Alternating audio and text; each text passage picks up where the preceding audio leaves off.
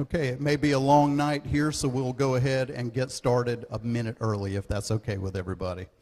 Would like to welcome you to the 2017 Wallace Mayoral and Council Candidate Forum.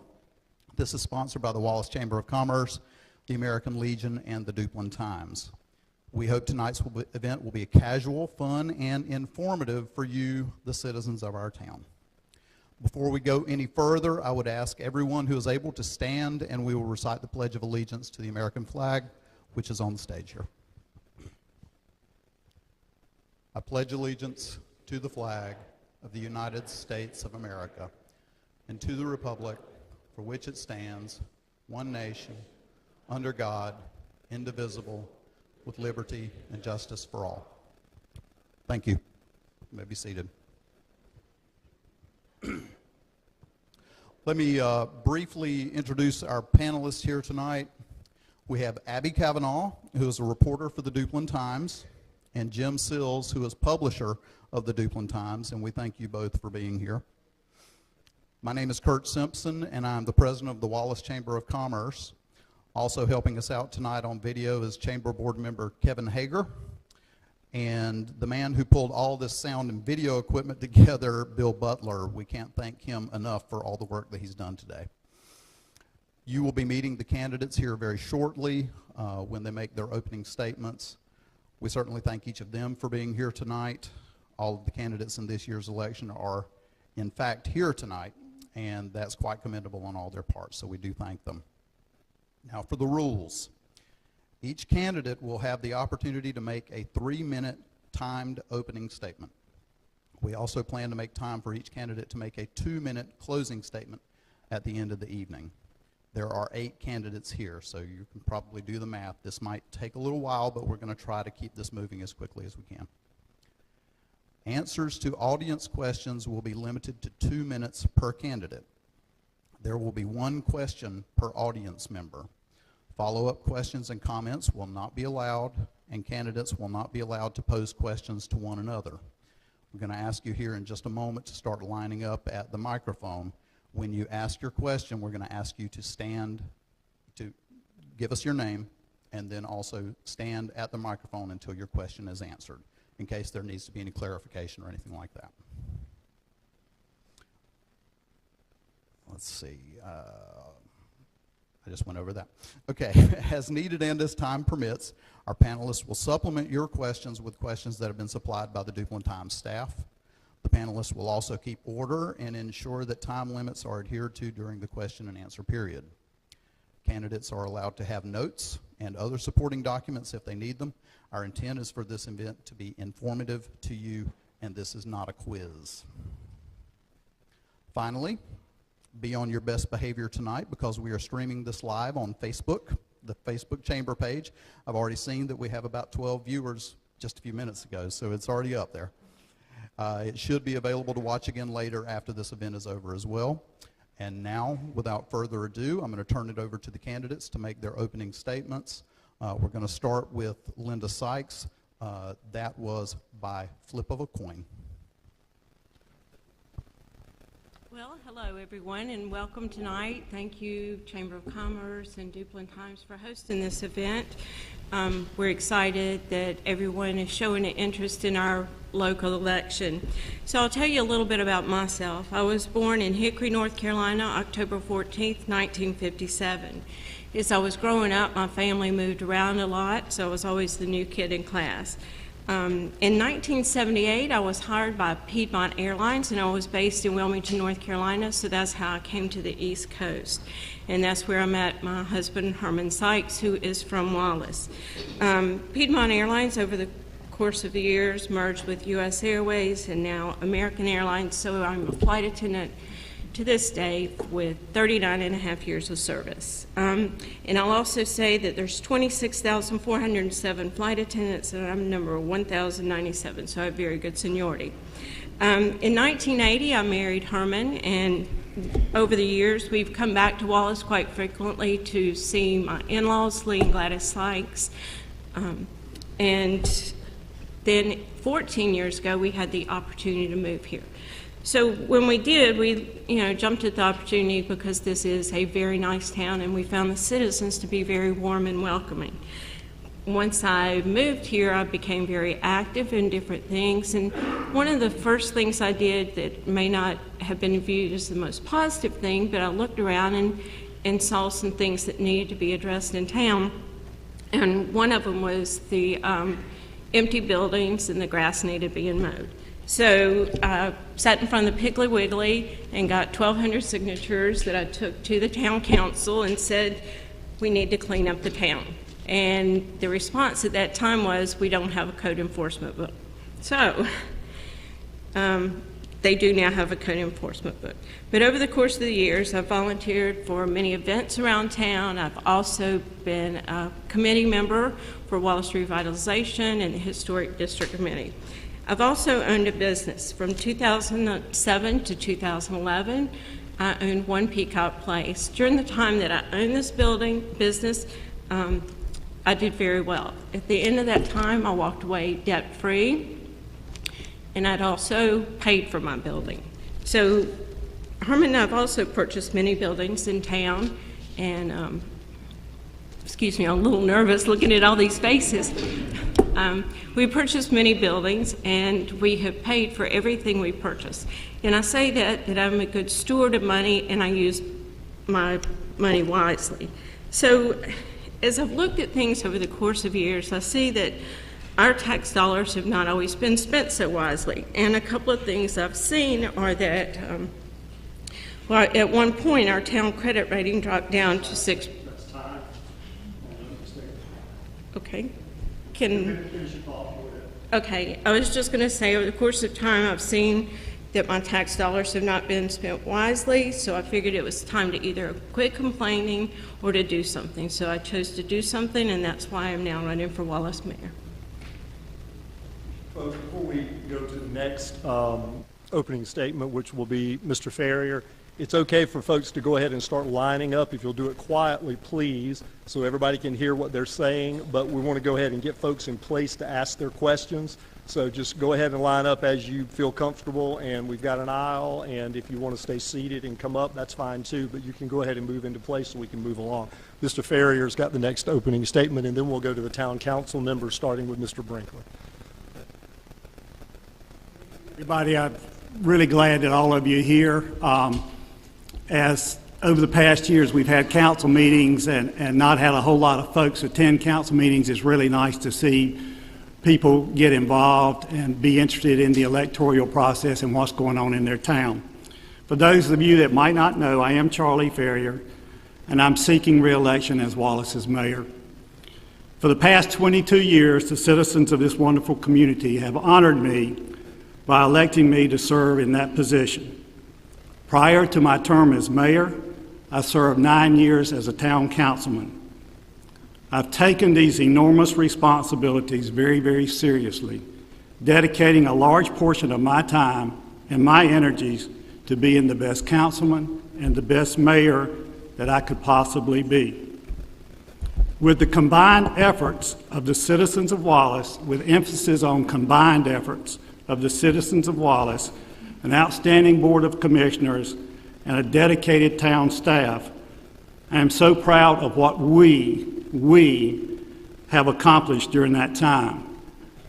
The first project that comes to my mind is the town's largest project, and that was the building of the wastewater treatment plant.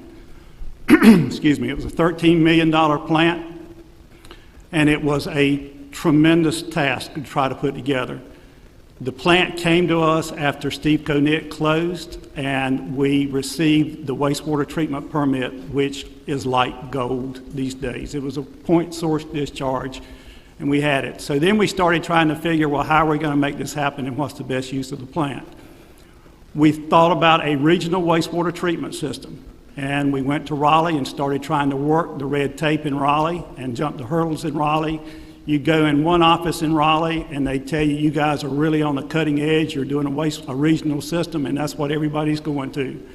Then you go in the next office, and they look at you and say, a town Wallace's size needing 5.5 million gallons of sewer capacity, what in the world are you thinking? You guys have got to be crazy. But we went through that process, and with the help of our senators and representative at that time, Charlie Alverson and Russell Tucker, we did navigate through the hurdles put forth in Raleigh. We developed a design for the plant, and then we started raising money. We had lots of grant money, or a fair amount of grant money. We sold capacity in the plant to Pender County, and we ended up borrowing $5 million on the plant. The plant is up and operating now. It is truly a state-of-the-art plant, and it took 8.5 years to make all that work, but it took a lot of persistence, but we made it happen. There are a lot of other projects that I can mention tonight, but in the interest of time, I can't go there. Okay, one finishing statement. But just as it's always will be and has always been, there's still much work to be done. I believe that I have the vision, the knowledge, the time, the dedication, the energy, and the leadership ability to continue the work necessary for Wallace to remain the wonderful town that it is now. And I'm going to start out by asking each one of you for your vote tonight. Thank you very much. Let's start with the town council candidates now. Let's start with Mr. Brinkley and just go down the line. Thank you, Jim. Mayor Charlie Ferrier and candidates, good evening and welcome to all Wallace residents attending this candidate forum. I would like to start off by thanking Kurt Simpson, panelist Jim Sills, Amy Cavanaugh, the Duplin Times, and several volunteers for putting this forum together. My name is Frank Brinkley, and I am seeking re-election for the Wallace Town Council. I have been currently serving on the Wallace Town Board since my election in November of 2013.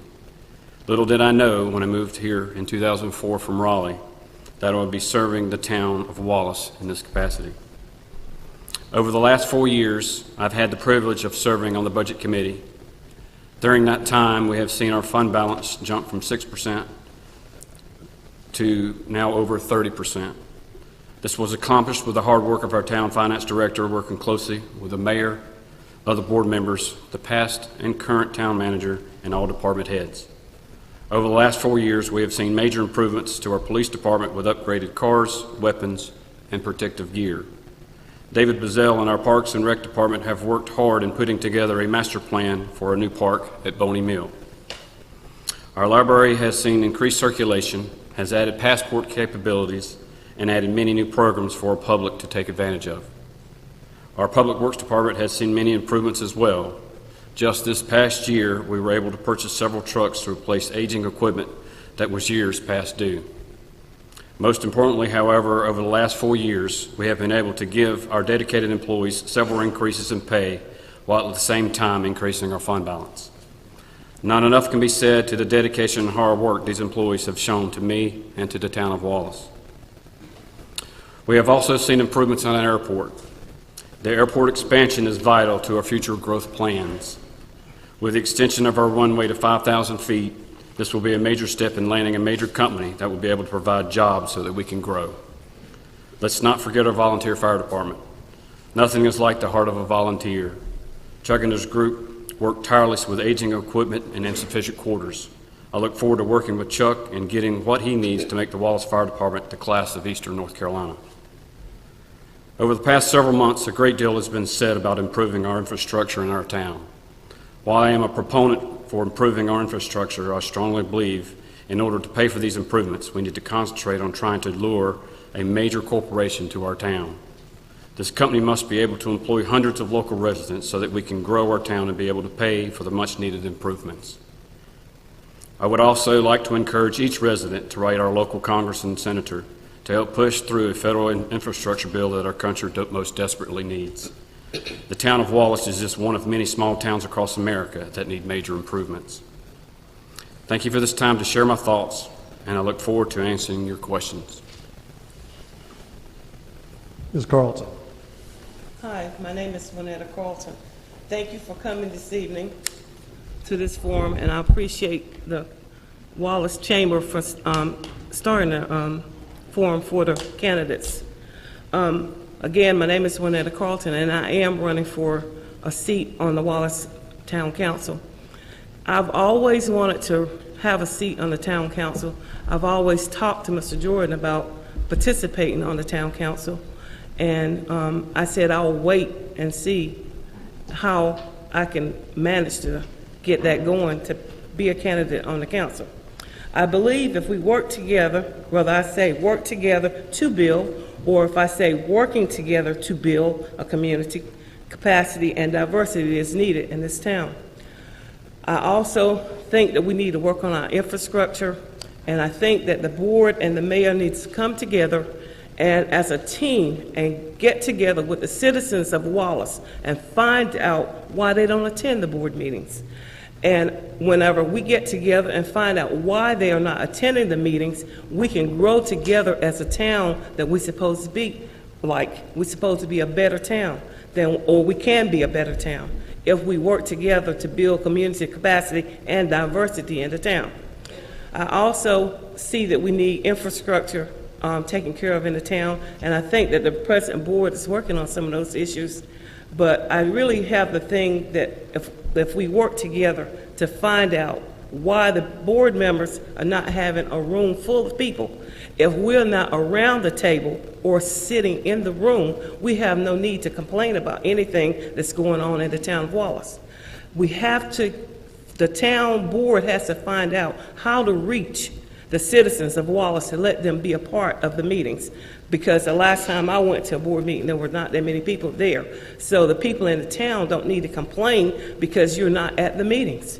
So the town board, I think if they come together with the mayor to find a way to bring the people to the town meetings, that they could help them address some of the issues that's going on in the town. And if I'm elected, I will be a part of the team to help find out how we can bring the people together, because it could be some citizen out there that knows how to stop how to resolve the problems with the infrastructure. So if I'm elected, I'll be helping the mayor and the other council members to solve that problem. Thank you. Mr. Merritt. Welcome to everyone to come out tonight. Thank you for the Wallace Chamber, and thank you for Duplin Times for holding this forum. My name is Joseph Merritt. I have lived in Wallace for 47 years. We have had businesses on Main Street since 1946, starting with my grandfather. So I'm what you call old blood, I guess. We have owned Honeycutt Pond Variety since 2008. We have Treasure House, which we've owned since 1985. And my wife and I now have Southern Treasures, which is on 117 since 2015. I think I would be good for the town. I have a lot of things that I have done in time, and I've noticed that the way the town is doing, and growth is where we're at and where we need to be. All these things that the town is needing and needs to have will come with growth. Jobs is where we need to be. We appreciate y'all coming out tonight, and we'd like to have your vote. Thank you. Mr. Brooks. Thank you, everyone, for being here tonight. Thank you, Chamber, Duplin Times, for putting this forum on. For those of you who do not know me, I'm Kenny Brooks. I was born and raised here my entire life. My family owns a construction business, which I've worked with my entire life. I've been a member of the Wallace Fire Department in the past for several years. I'm active in the local Cub Scouts with my little boy. I'm involved in his recreational department sports. I decided to run for council because I possess the skills I feel like to help the town move forward in a lot of the issues that are going on in town, from the infrastructure to the airport coming on. I think I could help in recruiting industry coming into town. And I think that's where we need to be at. I don't think we need to look at raising taxes. I don't think we need to look at increasing water bills to pay for any of the infrastructure rehab. I think we need to figure out a way to lower the water bill if there's any way we can. There's just a lot of things that I think that I could go into, not time permitting, that we could look to help and change the town. And I welcome anyone that would like to sit down and talk to me one-on-one to talk about any of their concerns. I'm more than welcome to sit down and talk with them. Thank you. Ms. Gaines. Thank you. I want to thank everybody for coming out tonight. It's nice to see such support. No matter who you support, it's always nice to see that there are people who do still care. I am Liz Skeens, and I am not from here. I have been here for about a year and a half. As you can tell, I don't have an accent, so I am from Tucson, Arizona, and I say that by default because that is where I've lived the longest in my life. I was a police officer there for a little over 20 years and retired in March of 2016. And I get asked the question all the time, why in the world would you move from Tucson, Arizona to Wallace, North Carolina? And I told someone earlier if I had a quarter for every time I got asked that, I would have a lot of money. The reason I moved here, my husband and I have been traveling in this area for quite a few years and loved Wilmington, but didn't want to live in a bigger city. So we drove through Burgaud, drove through Wallace, drove through some of the other smaller towns, and just really were drawn to Wallace. For a number of reasons. It seems like every time I go out in Wallace, people are so nice and genuine. You go into the Walmart and people smile and start telling you their story. And I really appreciate that because my father was in the Air Force. So as you can imagine, we moved around every year, every 2 years we were moving. And we didn't get to develop that family history like many of you have. And coming here, it just felt like family. And there are a lot of families, and this town does mean a lot to you, and it also means a lot to me. This town has great opportunity, and I think the town and the mayor have done some wonderful things. But like anything, when we're in a position for too long, I think sometimes we become complacent. I'm guilty of it myself as a police officer and just living life. And I think it's time for some changes in Wallace. Another reason I'm running is because I come from a family of public servants. My mother was a teacher for over 50 years. My father was in the Air Force his whole career. And me, as being a retired police officer, I feel like I still have a lot to give to my community. And just because I haven't lived here my whole life doesn't mean I don't have a lot to offer. I feel just as passionate as these gentlemen sitting up here and as a lot of you feel about this town. Once elected, I will give this town 100%. Right now I work part-time at the Pender Humane Society, mucking kennels and spending time with animals because that's what I love, and I volunteer at Blessings. So that gives me a lot of free time to come to your houses if you have issues, to sit and talk with you. I will have an open door, open phone number, open house policy because everybody's problems are important. And I think it's important as a council member to come to you and to actually see those problems and witness them for myself in order to understand what you're going through. So that's what I will offer you as a town council member. That's time. I'm sorry. Thank you. Thank you very much. Mr. Whitfield. Hello, my name is Brent Whitfield. Most everyone knows me as the local land surveyor around. Kind of inherited that after William Blanchard and Charles Brooks. A little bit of why I'm running is I've not given a lot of thought about running for office. When Mr. Jordan decided to retire, that started a thought process of, who would fill that seat, who would be running. And I saw Mr. Jordan after the football game the other night and expressed my gratitude for his service. He's been a councilman ever since I've lived in Wallace. And I say in front of everybody here, that me and my family appreciate what he has done for Wallace over the years. I'm from Duplin County. I grew up here, started working as a teenager for James Franklin Teachy, better known around here as Not Teachy, frying chicken at the Golden Skillet. Then I went to UNCW and ran his store there at Wrightsville Beach, making money there to help pay my rent and whatnot, to groceries to get through school. And there, while I was in Wilmington, right across the ditch from my apartment, my roommate said, "There's two pretty girls over there we need to go see."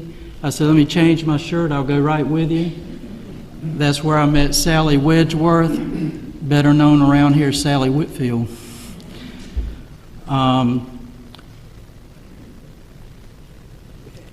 Right after school, I graduated in political science.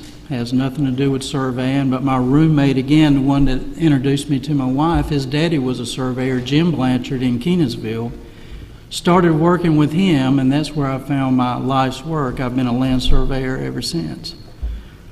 I live at Plantation Acres, and like I said, I'm sure several of you have probably seen me in some capacity or another, looking for someone's corners or drawing a map or whatever. In this thought process of running for town council, I think one of the main concerns that we have is infrastructure and things of that nature. I have a background in that, of reading plans, laying out grades, and in fact, when Kavanaugh and Associates had a bid to work on some of the drainage projects throughout the town, that we got a subcontract to shoot elevations at the northwest corner of town. I'm very familiar with those drainage issues. I've shot some of them myself and know how to read those plans. I'm sorry, sir. You can wrap up. And in summation, if you would like someone with that knowledge base looking after the town, and it's not in my DNA to waste money, I ask for your vote. Thank you to all the candidates. Folks, we're going to open, the microphone is open. And again, what we want, this is a public forum, so we want folks to come up and to address your question to, it can be either to the mayoral candidates or it could be to the town council candidates, to both the mayor candidates or to all of the town council candidates. So it's open. The Duplin Times, I will tell you, has a few questions to ask, but this is a public forum, so what we've got is to supplement. Come on up, sir. So we're going to depend on you folks to ask your questions. We know they're out there, so please come forward and we'll guide you through this. Sir, if you'll state your name and if you will state if it is a council question or a mayor question. Hi, my name is Francisco Diaz, and I'm a happy resident of Wallace, North Carolina. This question is it's a mayoral question for Ms. Sykes. Ms. Sykes, what do you believe is the role of a mayor, and what are the unique qualities would you bring to that role? Let me stop real quick. Clarification. Every question is to be addressed to both of the mayoral candidates, and this time, and it will actually be Mr. Ferrier's turn to go first, so he's going to answer it first, and then Ms. Sykes. It cannot be addressed just to one or the other. Sorry, I just want to clarify that, okay? Would you like to restate it? That's just to clarify, but Mr. Ferrier, you will answer first. Yes. What do you believe is the role of a mayor, and what unique qualities would you bring to that role? Thank you, Mr. Diaz. And that's a great question. A lot of folks in the conversations that I've seen recently don't really understand what the jobs of the mayor are, and they're fairly simple. The mayor's job is to represent the town in public functions. The mayor's job is to sign official documents on the behalf of the town. The mayor's job is to conduct town council meetings, and the mayor's job is to vote only in case of a tie. And that pretty much sums up the jobs that the mayor is supposed to do. I think in my 22 years as mayor, since we have 5 town councilmen, it's rare that you have the opportunity to break a tie, but I believe I've done that twice. The qualities I bring to that office is, I think I have strong leadership qualities. I have the ability to get a consensus from the council. We have good town council meetings. We might all not agree, but when we leave the meetings, we're fine, we're good, and we'll accept the decisions that are made at that meeting. I have a vision. I can see Wallace going into the future, and I also know its past. I have and I think right now we're in a critical time in Wallace. We've had changeovers this year. We've had a new public works director. We will have Monday a new police chief. After the election, we will vote on or there will be a selection of a new town manager. If that manager is a local person, there will be a little bit more easy flow to the new person. But if it's somebody from out of town, there will be a need for a knowledge of things that have happened in the past. I have that knowledge. I can do the job. I can help the transition, whether it's a man from town or whether it's a man from out of town or a lady. That's time. Good timing. Ms. Sykes. Okay, as far as the role, you pretty much define the role of mayor, but I also think it goes beyond that. I think you're an ambassador for the town. I think you need to reach out to the businesses that are in town, and I think you need to reach out to new businesses. An example of reaching out to existing businesses, my idea of the CVS that has chosen to buy property in town and to build. The first thing I would have done would pick up the phone and call that CEO of CVS and say, thank you for choosing to build another store here in our town. When do you plan to build? When you get ready to build, here's my phone number. You have your construction manager call me. We'll facilitate whatever it takes to get them hotel rooms, recommend restaurants, whatever they need. But thank you for choosing to build in Wallace, because I think that ambassadorship goes a long way. With that CEO is probably having cocktails with the other CEOs, and he's probably going to say, you know, that town of Wallace, they're pretty friendly. They're reaching out to us. So that's one quality I really see as important in the role of a mayor. The other thing is, I think I have the great ability to listen to what people have to say. I've been talking to people from all walks of life. I mean, I go to the Piggly Wiggly. I went to Sensations today. I go out into the neighborhoods and I've knocked on doors and I hear what the people have to say. And so it's not always about what my vision is, it's what everybody else's vision is. Thank you. Next question. My name is Emily Lee, and I have a question for the two candidates for mayor. Why do you feel you're qualified for the position you're seeking? Ms. Sykes, you will answer first this time. And did I understand why am I qualified? Why do you feel you are qualified for the position you are seeking? Well, I think, as I said earlier, I feel like I would be a good ambassador for the town. I have the ability to listen to people.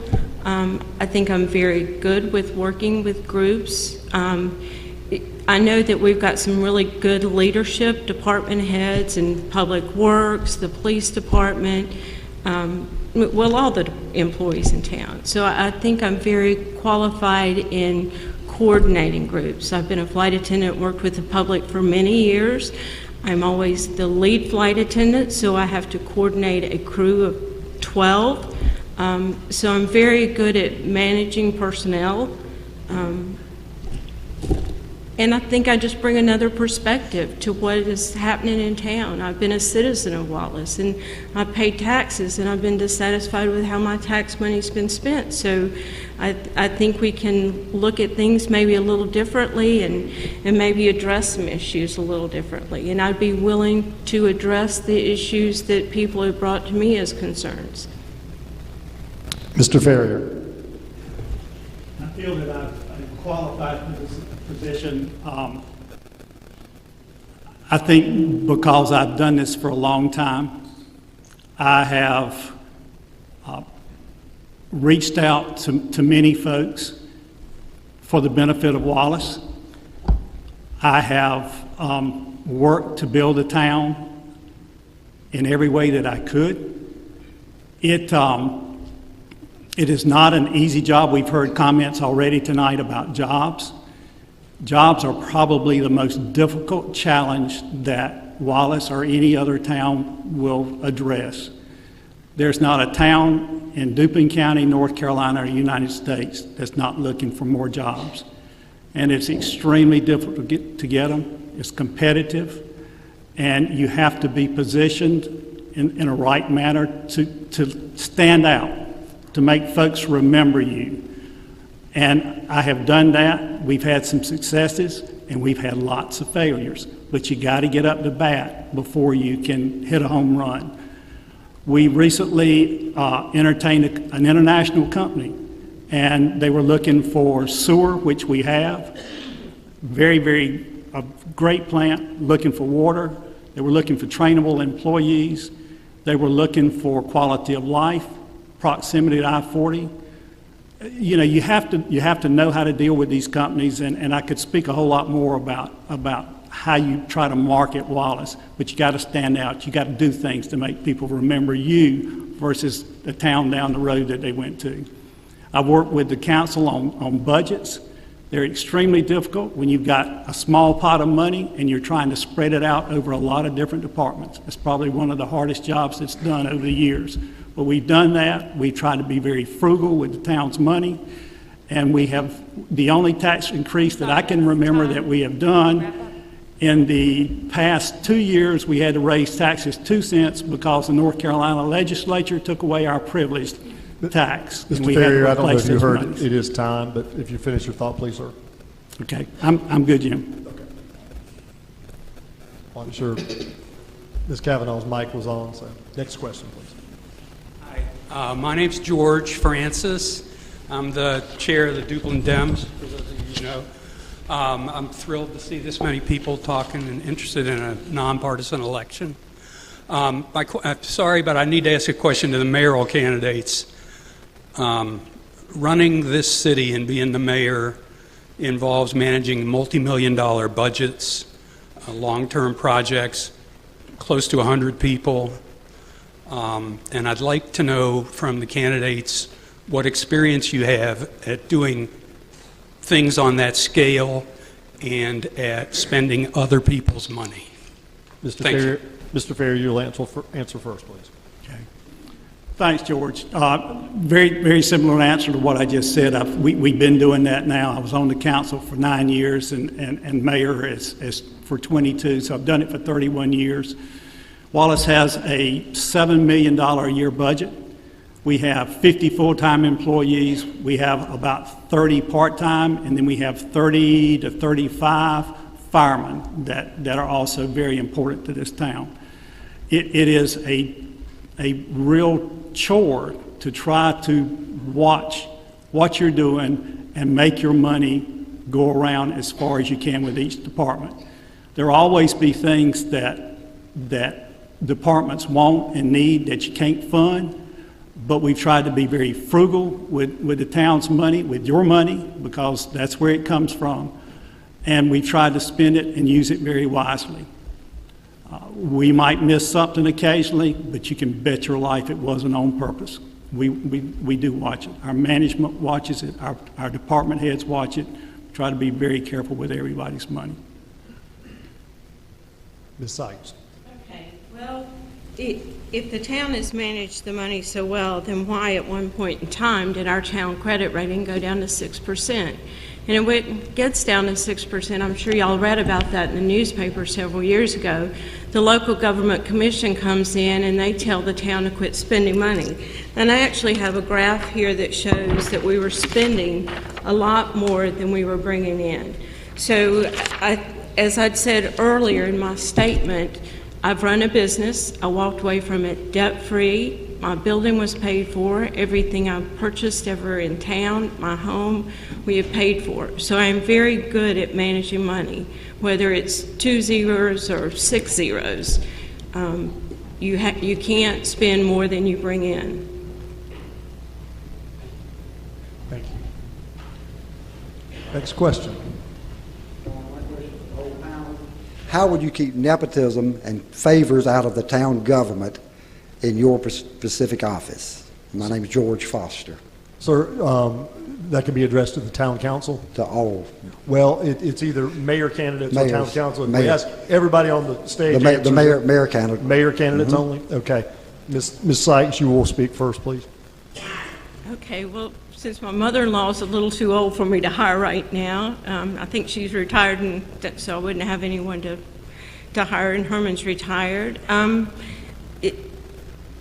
That's not really a problem I would have, and I think the town policy pretty well states exactly that the mayor cannot have any family members working under them or with them, and I do have a copy of the town policy. I think it's not only the mayor cannot have family members, neither can the town council or the town attorney. So it's written out in the town policy very clearly. Mr. Ferrier. I would follow up by that by saying it is in the policy. It is very well stated. It's very well stated in the policy. And I'm not exactly sure, George, what nepotism you might be talking about. If it's between me and the fire chief, when the fire chief was hired, we did check into that. The town council are not considered full-time employees of the town, and we did not see a problem with the relationship between the fire chief and the mayor. I can tell you that the fire department has not gotten one penny more than they would have gotten each and every year because there might be a relationship between the chief and me.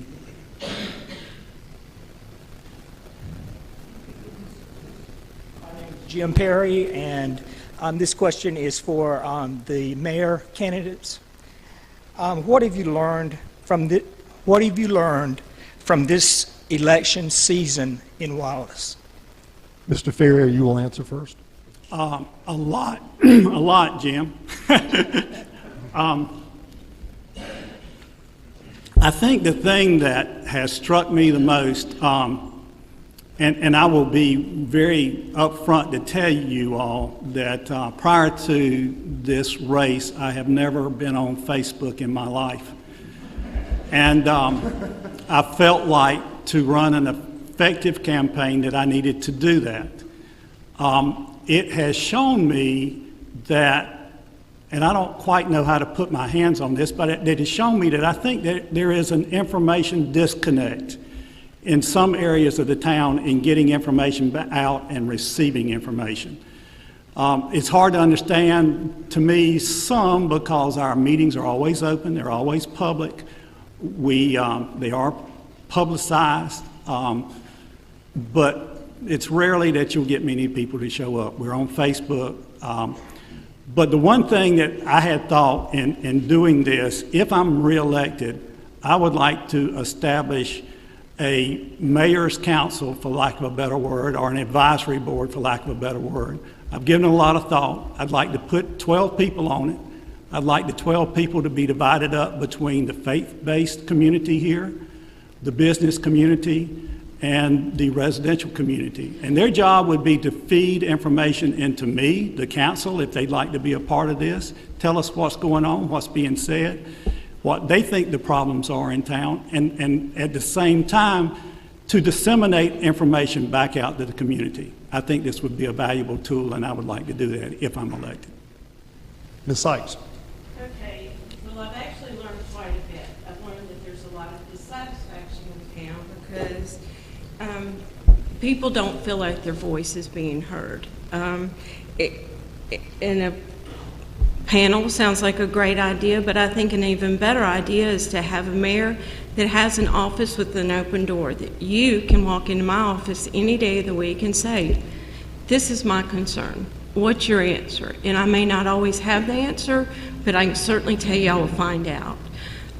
Not only for you as a citizen what I want with that, but I know that the town employees, I'm sure they have concerns that sometimes they would like addressed, and they haven't always had a voice or someone to sit down and listen to them.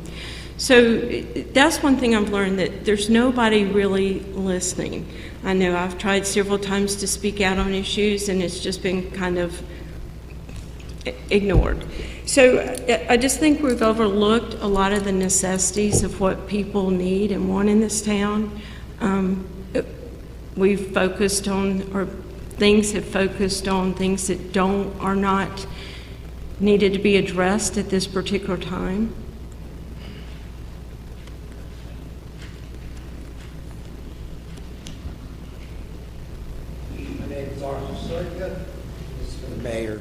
candidates. What is your plans on trying to keep the younger generation in town to keep their interest? Ms. Sykes. Okay. Well, that is going to be a challenge. It's very sad because from 2010 until now, our population has only grown by 1.5%.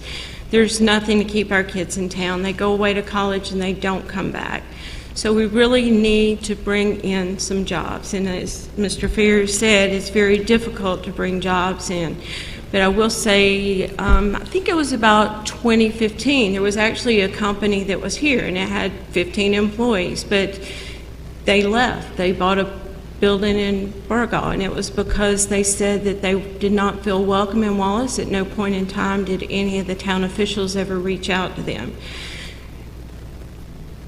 So it's a multitude of things. You need to, the businesses that are here, you need to help them grow so that they can have more employees. And again, you need to reach out to new businesses to try to welcome them. The example I said of reaching out to the CVS CEO.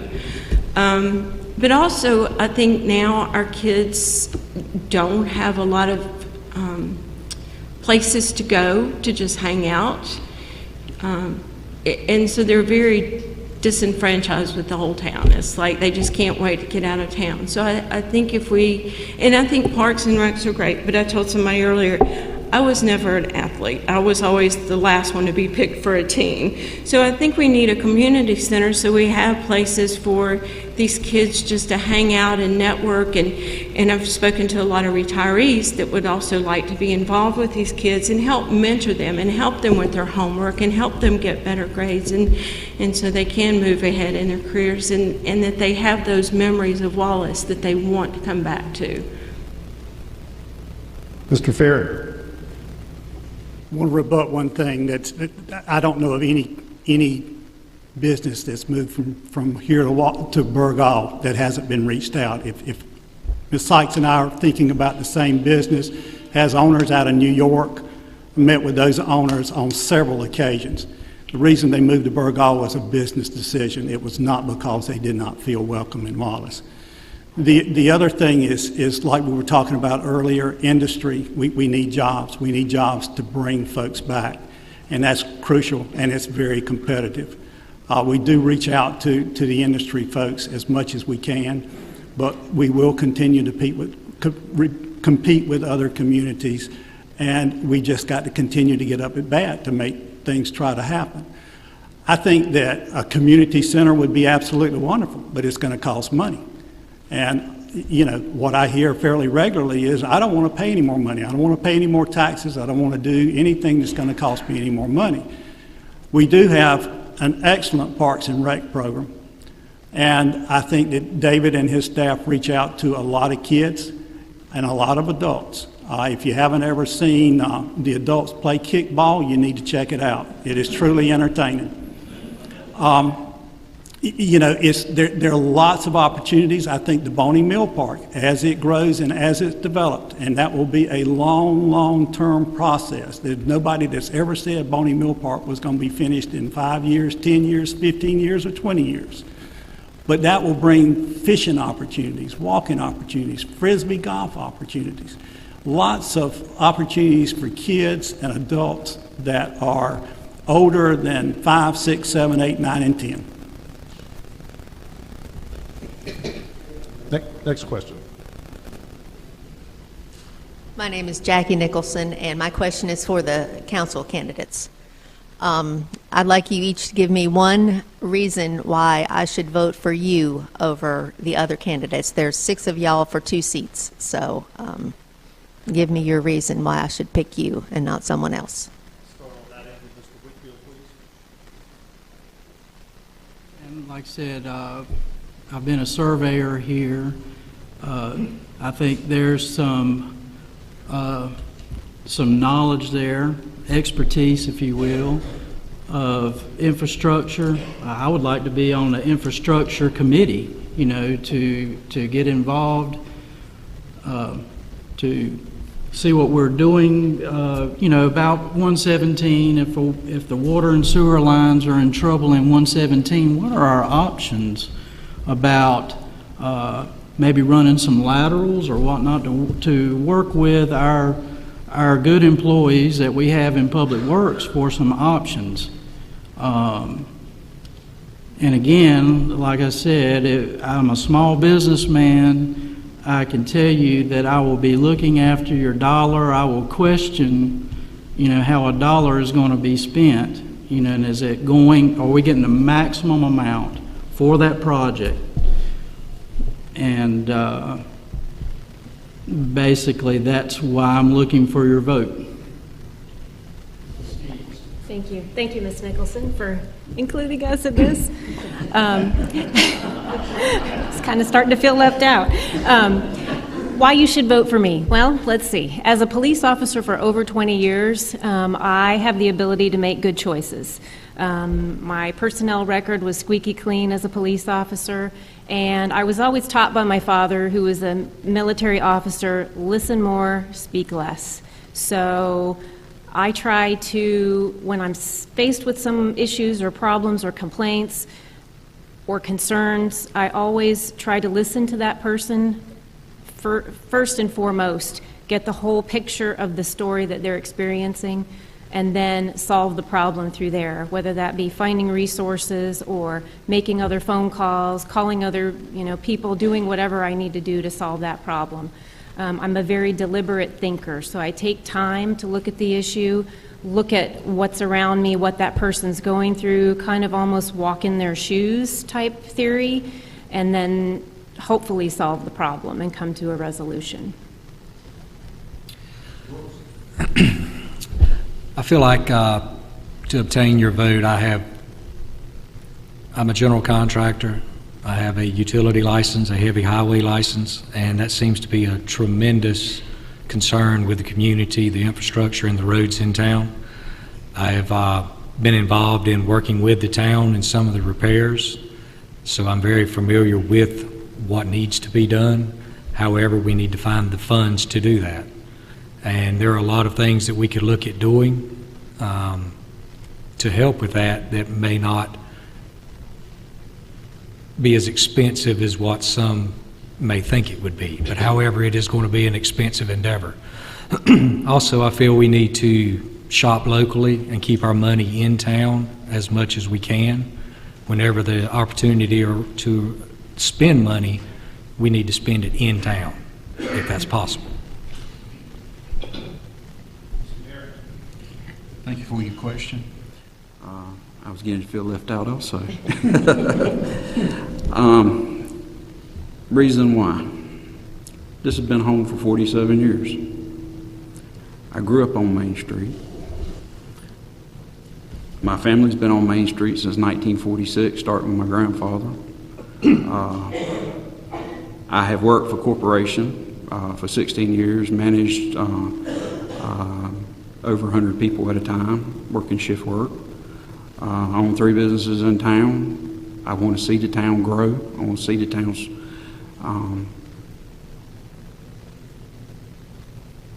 I want to be access for, I'm easy access for the community to come see me, ask me questions, give me their thoughts.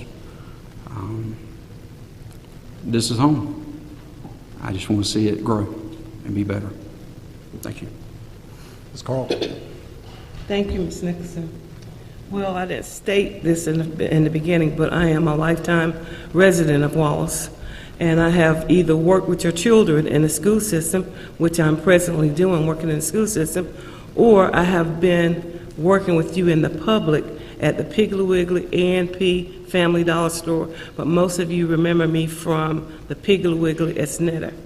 I think also that I can be a part of bringing growth to this town. I was a part of the STEP team in Warsaw, which helped Warsaw grow. And the last thing that I did to help Wallace and Duplin County, when Matthew occurred last year, when the county and the town took it over, I was a part of the team that helped run the Red Cross feeding in Wallace and Warsaw. The goal here was to feed 10,000 people. We broke off and went to Warsaw, and we fed 16,000 people in Wallace, Duplin County, Wallace and Warsaw. and I think I can help the town grow, and thank you for your question. Mr. Brinkley. Thank you, Jackie, for your question. One word, experience. And when I say experience, I don't mean just the last 4 years being on the town board. I mean the experience that I have gained over the last 30 years of being in business. I have owned my own business for the last 12 years. I have failed and I have succeeded. Through those experiences, you gain knowledge, and through that knowledge, you can apply that knowledge to help build not only your company, but also build your town. And I think experience goes a long way. I'm a good listener, and I've always had a pretty good knack of being able to listen and dealing with people.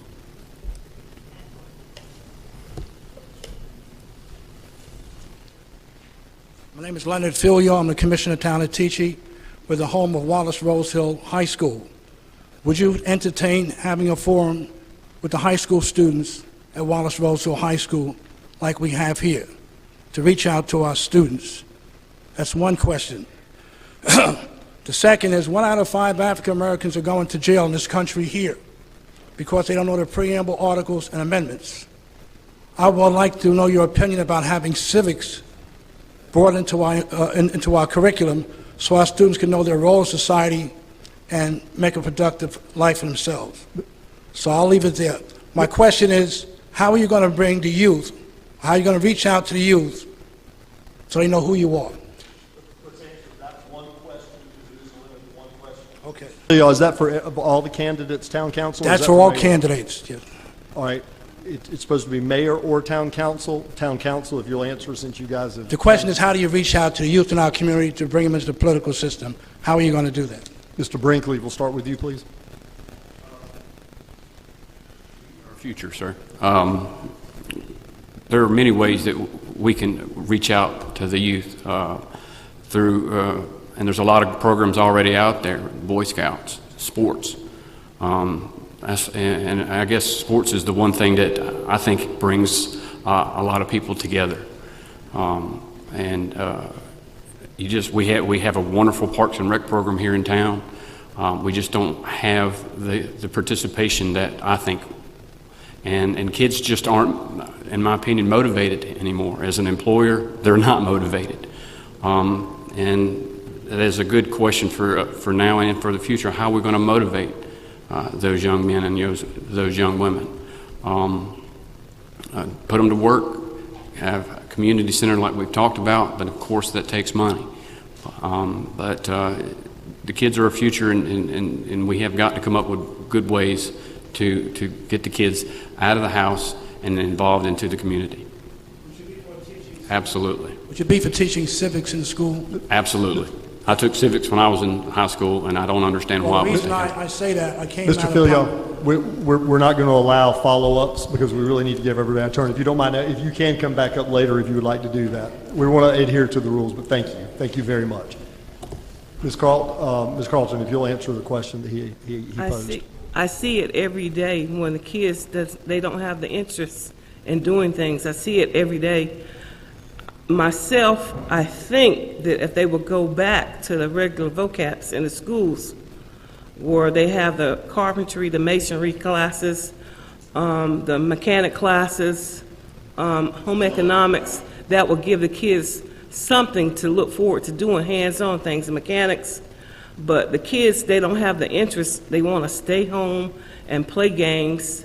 But if we had a nice youth center, maybe if the kids would participate in 4-H like they used to do, or I just don't really know, but it's possible because the kids are the future.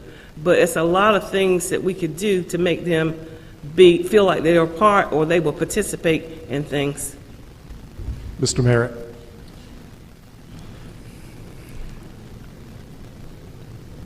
This particular question hits home. I have a 15-year-old daughter. Very hard to get her out of the house. Very hard to get her off the telephone. And I'm sure as all young people are doing.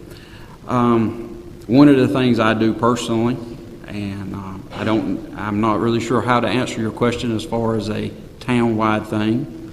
I involve her in my businesses. I involve her in what I do. I try to show her there's more than telephone, more than game systems. I do think we have a good parks. I think Mr. Bazille's done an excellent job. We can solve a lot of the world's problems if we can figure out how to do that. Our young people are our future, and I personally think civics is a great thing to have in schools. I think there's a lot of things in our school system that need to be changed, but we can't do that as a town. Thank you. Mr. Brooks.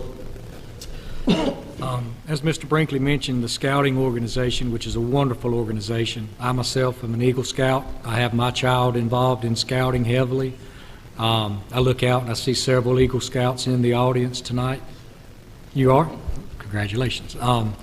We spend a lot of time with our kids camping. We meet every week. There are civic-based programs in that. There's God and Country based in that. I think that teaches our young kids a lot of responsibility. We bring them up how we think in the Scouting organization that they need to be productive citizens in our community.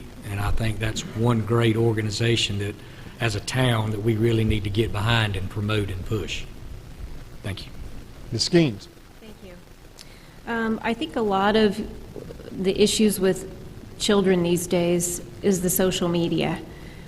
It seems, I don't have children, but from people that I've met that have children, my friends that have children, it's very hard to pull them away from that.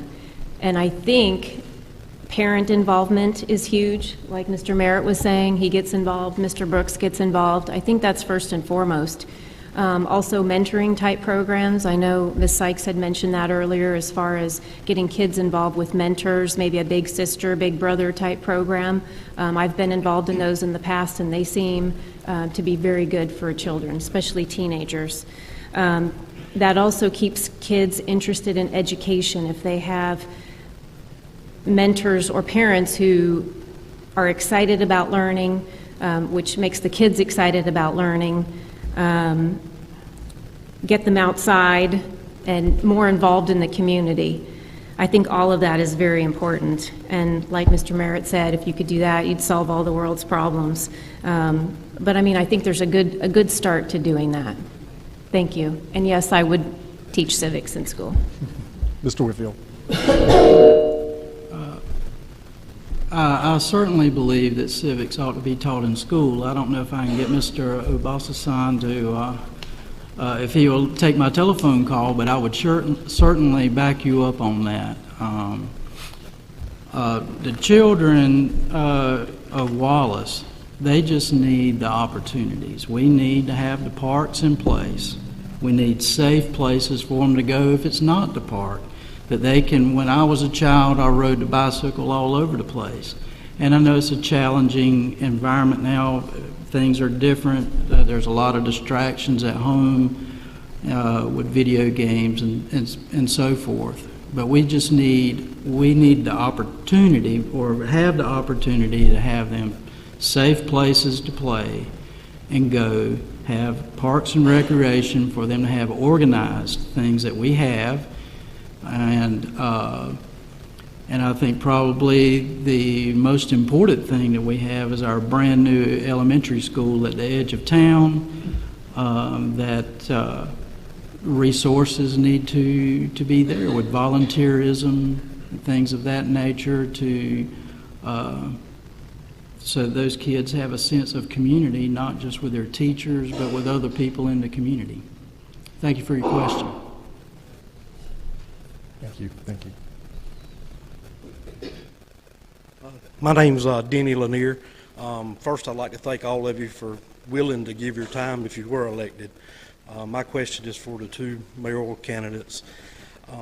Given current conditions of the town, what you know today, what are the top three things that you would want to do or keep in front of these council members if you were elected?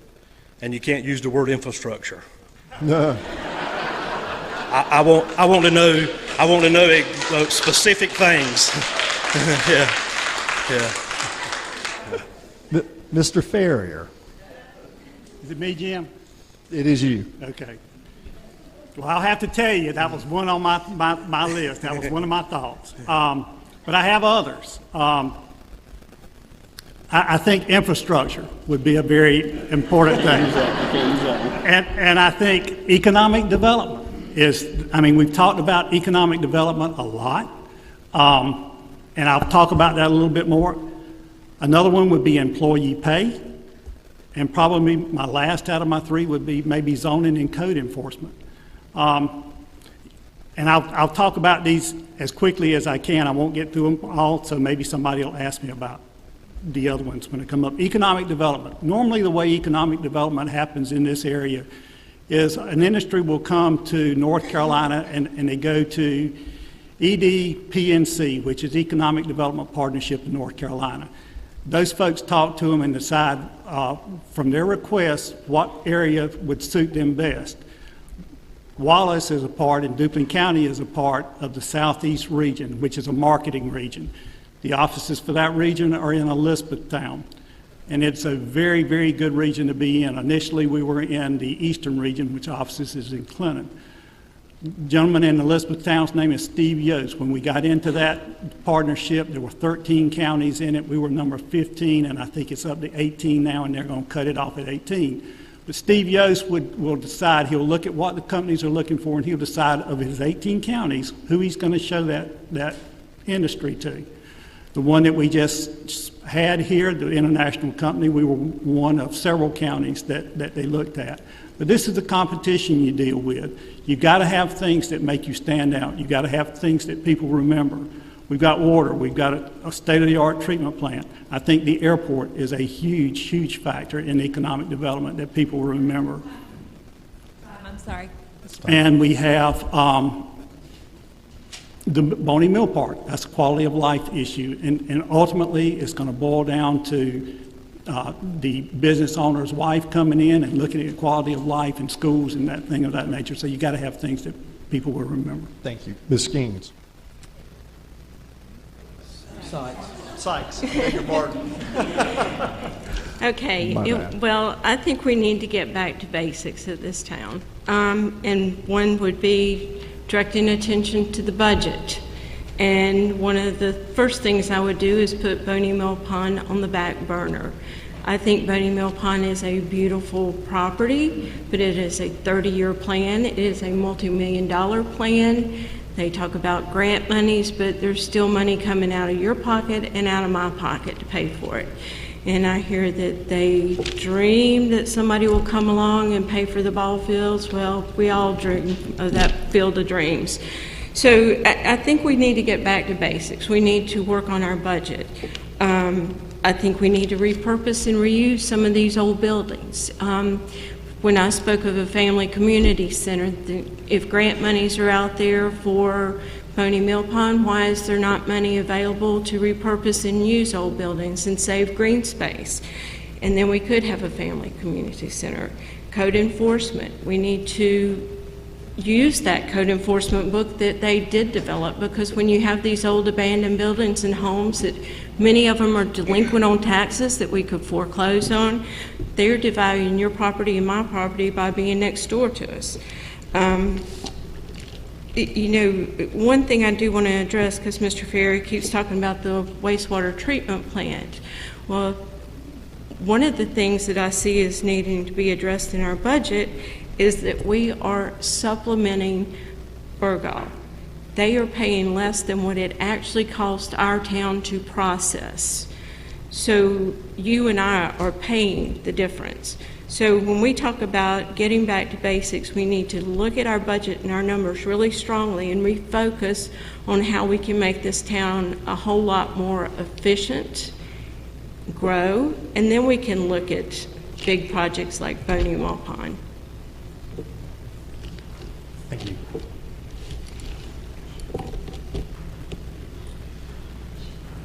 Hello, my name is Greg Rogers.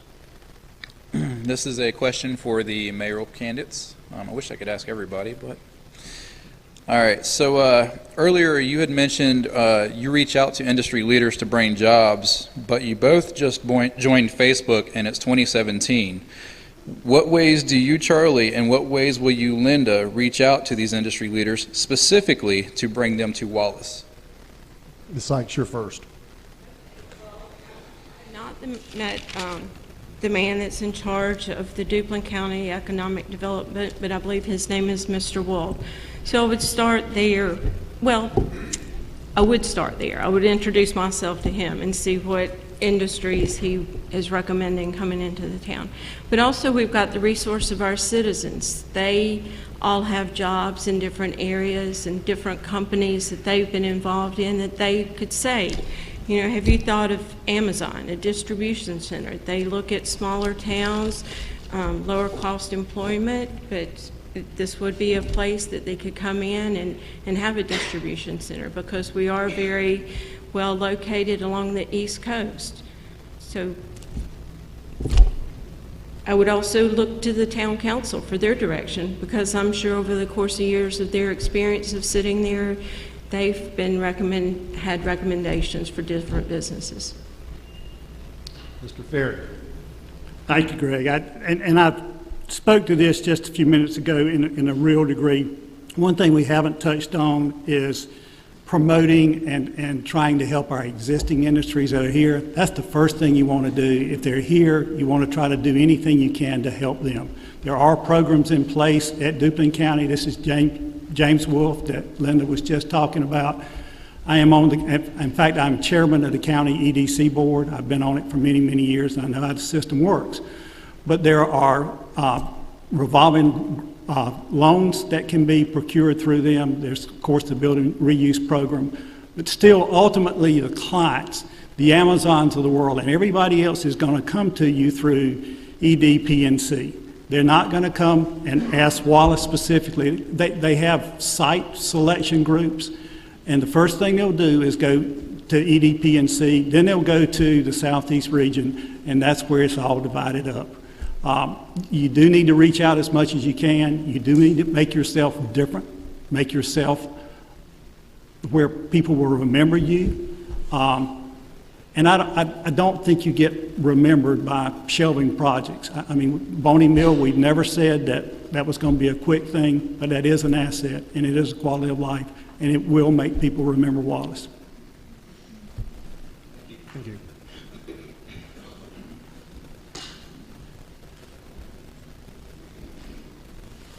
My name is Philip Gladden, and this is a question for the council candidates. We live in a very divided society, divided along racial lines, economic lines, cultural lines, political lines. So as council members, or potential council members, putting budget, infrastructure, personnel, those kind of issues aside, do you think it is in your responsibility as a council to work proactively in our community to address divisions in the community and to work proactively to bring the community together in ways beyond job creation, economic development, and infrastructure? Thank you. Rather than just go right back down the line, let's start in the middle and give someone a chance to go first. Mr. Merritt, can we start with you, please?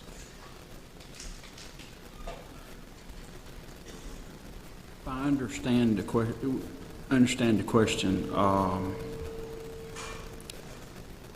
yes, I do think we need to be proactive. I do think that, just say, for instance, our young people meeting somehow, having our twilight and having people downtown. That, to a certain degree, to me, is being proactive. Our trick-or-treating that we're fixing to do for downtown, that's to bring everybody together. That's to bring Wallace together. That's to bring people from outside of Wallace together. So if I understand your question correctly, yes. I do think we need to be proactive, and I think that these festivals and stuff that we are having at the present time does do that and does help with that. Mr. Brooks. Yes, sir. I think we need to be proactive, and I'm proactive outside of being with the council. My church that I attend out at Poston, we have a thing called Fifth Quarter on Friday nights that we invite, all the young people to come in. Every walk of life is invited. We feed them, we have fellowship, we join together. Again, like Mr. Merritt was talking about, the festivals, the Strawberry Festival, the Twilights, the Christmas parades, I think they're all very important to bring our community together as one instead of being divided. We're not one, we're one race. We're a human race. I think that's the way we need to proceed on. Ms. Carlton. Yes, we do have the activities. Excuse me. We do have activities already in place to bring the diversity in, but there's still need for other things to be in place to bring diversity to the town of Wallace. Like I say in my speech, that I believe that working together, we can build capacity for a community capacity for and bring diversity in, because just at a meeting the other day, someone told me, I don't feel a part of this election. I feel that they were leaving us out. So I told the guy, I said, I don't think people are leaving you out on purpose, but I could understand what he's saying, because right now we don't have a lot of activities that involve some of the blacks and some of the Latinos in the town, and that person that spoke to me was Latino. So I told him that me as a candidate, I am reaching out to all people, but we do have activities in place in the town that people of all races and all nationalities can attend, but I don't know if they are I don't know if they know that they're taking place. So maybe we can let it be known that these activities are in place, and maybe more people will participate. Ms. Skeens. Thank you for your question. I mentioned earlier that it is very important to be proactive, and if elected town council, that's what I intend on doing. No matter who the person is, what race they are, what sexual orientation, no matter what religion, what church they go to, I plan to treat everybody the same. And I think that's extremely important. Wallace is made up of 25% African American and 25% Hispanic. That's 50% of Wallace population that's minority. And I believe they should have a say. And we should be very proactive when it comes to that community, because they pay taxes. They're part of Wallace. They're citizens. And it's not going to matter to me who you are. I'm going to work for everybody in the community the same way, and everybody's going to be treated equally. Mr. Brinkley. Phil, thank you for your question. Yes, I think as council members, I think we need to set the example. What I mean by setting the example is the way we carry ourselves on a daily basis. My children are 25, 14, and 13. They're very impressionable right now. That's the right word. It's decisions we make in the community. It's decisions we make in the house. It's decisions we make in our businesses. These people look up to us as an example of what they think life should be. And I think by setting the example for the younger generation, no matter who they are, and see that we live our life in a positive manner and treat people in a positive way, that will go a long way without having to worry about a budget and having to worry about a park or anything like that. And as a coach and as a parent, that was very important to me, is how I carried myself and how I was viewed by my players, because I wanted my players to grow up in a community that they loved and that they would want to be a part of when they got older. Mr. Whitfield. I think that you just have to show a daily example of inclusiveness and In my line of work, I've had to bring some warring factions together over property lines and work with both people, explain, inclusiveness, I think, is the key. I think people get divided when they feel like they're not a part of the process, and that if voices are heard from all sides, then you can get to that solution. I think a lot of divisiveness will end when we figure out that we need those other people. You figure out, say, we need these people. That's when divisiveness, I think, stops. Thank you. My name is Dwayne Blanton. This question's for the mayoral candidates. There's been a lot of discussion throughout this campaign about accessibility. My question is, how do you plan to be accessible to your constituents? Mr. Ferrier, answer first, please. Yes, sir. Thanks, Wayne. There was a comment made earlier that I was hard to get up with, and I just find that to be astounding. I have a business on Main Street, and I am pretty doggone easy to get up with. That one just blows me away. But it is very interesting. Somebody had asked me when this started, how much time do you spend as mayor? And I never really thought about it because I love the job, and I've always felt like that I was contributing to Wallace and making it a better place to live. But I did stop and start thinking, and between town council meetings and calls during the day, I average 28 to 30 hours a week on the town council. And this doesn't come in a normal schedule. It doesn't come on my timeline or anybody else's timeline.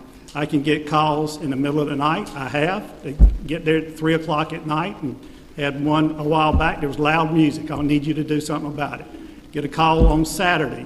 We've got a problem with something on the police department.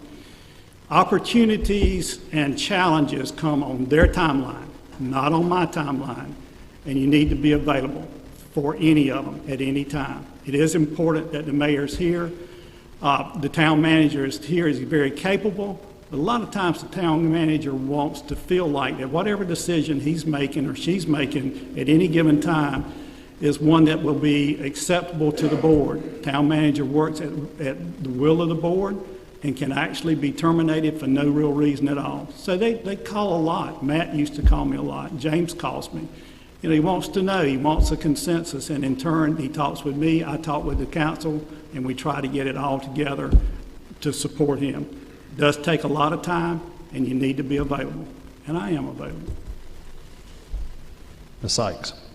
All right, as many of you know, I am a flight attendant. I'm an international flight attendant. But in this day and age of technology, you are never out of touch. You have texting, messaging, international calling, and FaceTime. So I can be available also anytime anybody needs me. But I think a lot of it goes back to you need good department heads. When you've got good department heads and a good town manager, the mayor shouldn't have to answer every single question. It's nice that you would want to ask me those questions. I'd be more than happy to answer them. But if Mr. Ferrier's in Wilmington and something happens to loud music, is he accessible to come handle it right at that moment? No more so than if I was in Europe and you call me and ask me the same question. You're not in place at that moment. I have said I would like to have my office in the depot. I'd like to be there. I'd said Monday through Friday, but as they pointed out, Monday through Friday may not be the best days, but I have enough seniority. I have a whole lot of seniority. I can pick and choose when I want to fly. I fly enough good trips that people beg me for those trips that I can drop them within 5 minutes. Putting in, we have a page, you put it out there, and somebody will take my trip. So if something came up that I had to stay in town, I could certainly stay in town at the drop of a hat. Or like I said before, in this day and age of technology, you're never out of touch. Our airplanes have Wi-Fi, so even over the ocean, I could be available.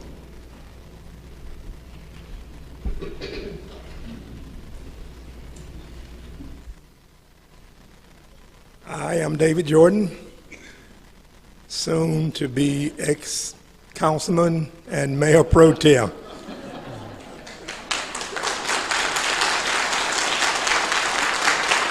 Thank you.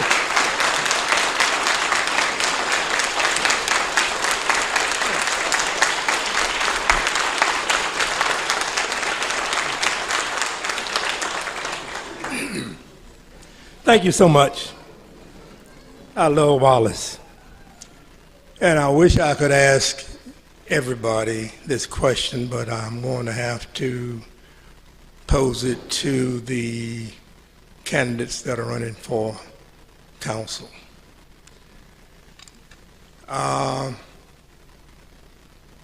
15 or 20 years from now, what would you like to see your town look like?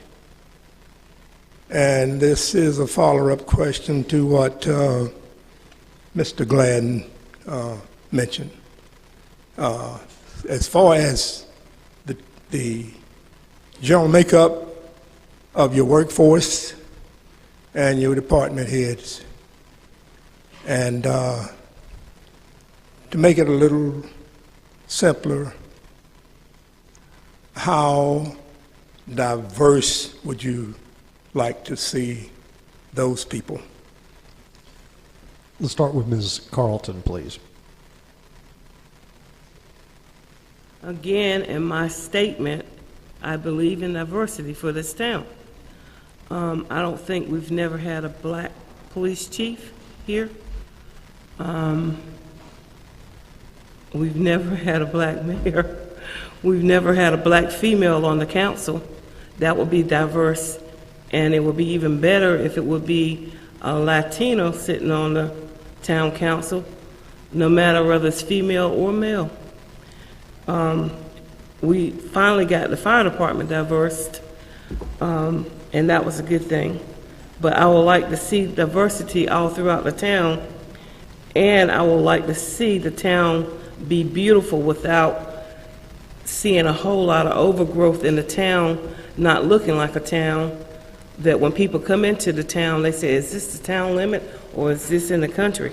I would like to see that take place, and I just would like to see diversity all over any department in the town of Wallace.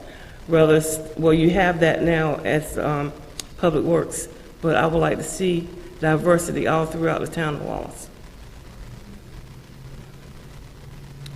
Ms. Skeens. Thank you, Mr. Jordan, for your service. I don't know you personally, but I've heard wonderful things about you. Thank you. 15 to 20 years from now, wow, that will make me older. What I see in 15 to 20 years, I see Wallace downtown thriving. I see economic growth. All these buildings that are sitting empty, I'm hopeful that they will have thriving businesses in them. I see yards and houses looking gorgeous. I might be a dreamer, but it can always happen. And I'm hopeful that it does happen. Wallace does have a lot of beautiful things going for it, and I think it could be better. So hopefully 15 to 20 years from now, that's what we see. I also believe that in 15 to 20 years from now, African Americans and Hispanic population that we have here in town have more of a voice. They get involved in more things and become more of the community, and I'm hoping that everybody else welcomes that. I've heard some things through the grapevine from different people about how there are a lot of African Americans and Hispanics that don't feel part of the Wallace community. And I'm not sure why that is. I mean, growing up in the Air Force and moving from country to country and city to city, it never crossed my mind that people were different. And so for me, it's just normal to have everybody together doing one thing. And so I'm hoping that in 15 to 20 years, hopefully even sooner than that, that this community comes together and involves everybody, whether it be men, women, African Americans, Hispanics, whomever. Thank you. Mr. Whitfield, can we go to you? Mr. Jordan, it's good seeing you again. in 20 years, I would love to see, Wallace seems to be gravitating from Highway 117 out to 10 City. I would love to see businesses come back to 117. I would like to see us grow instead of move and gravitate and leave buildings behind and just move over and then over a little more. I would like to see us grow and take back in some of the 117 area.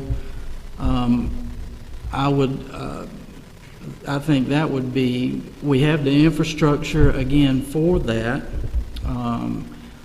That would be a goal of mine, for jobs, to be inclusive of all people, to, have a place, the opportunity to come and open up a business here. I think that instead of trying to hit a home run and maybe get a business with 50 employees, I would love to see 6 or 7 employees come with a building in Wallace and do that 10 times.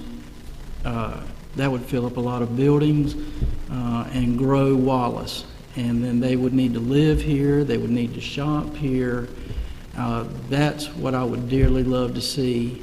And inclusive of, when you speak of diversity, I think it's inevitable that, I could see the way my children grew up. I think that this is what's going to happen. There may have been some restraint, in years past. But as I get older, I see that's melting away. We're not certainly where we need to be, but I think we're heading there. Thank you. Mr. Brinkley. In 15 to 20 years, when it comes to diversity, are we ever going to look at a person and look at that person, who that person is, and not look at color? That's what I hope we see in 15 to 20 years. I hope we look at people for who they are, for the decisions they make and what they can bring to the table, not because of the color of their skin. Economically, jobs, of course. We need jobs to grow this town. We really do. And I understand where Britt's coming from as far as trying to fill each empty building with 10 or 15, but those type jobs are normal service jobs, and service jobs don't bring the income level up to where it needs to be for everybody. We need to bring the income up. The median income for Wallace, North Carolina is over $30,000. We need to raise that. And if we can raise the median income in Wallace, we raise the quality of life here. And I think that's what we need to do. Mr. Brooks. In 15 to 20 years, I would like to see Wallace at a point that my 9-year-old little boy would be very proud to say, I'm from Wallace. I live in Wallace. I run a business in Wallace. I'm in a family business. I'm part of this community. I think we have a responsibility as adults to try to make our hometown a better place for our children. And we're leaving our legacy to our children. As far as diversity goes, I work with all walks of life. I've employed all races, men, women. I look at a person for their ability. I'm colorblind when it comes to that. I think that's the way we should be. Like I said, I think we're one race, we're a human race, and whoever's the most qualified to do the job, then that's who needs to do the job. And that's the way I feel about that. Mr. Merritt. Mr. Jordan, thank you for all your years of service. You didn't know when you were retired that you'd create all this, did you?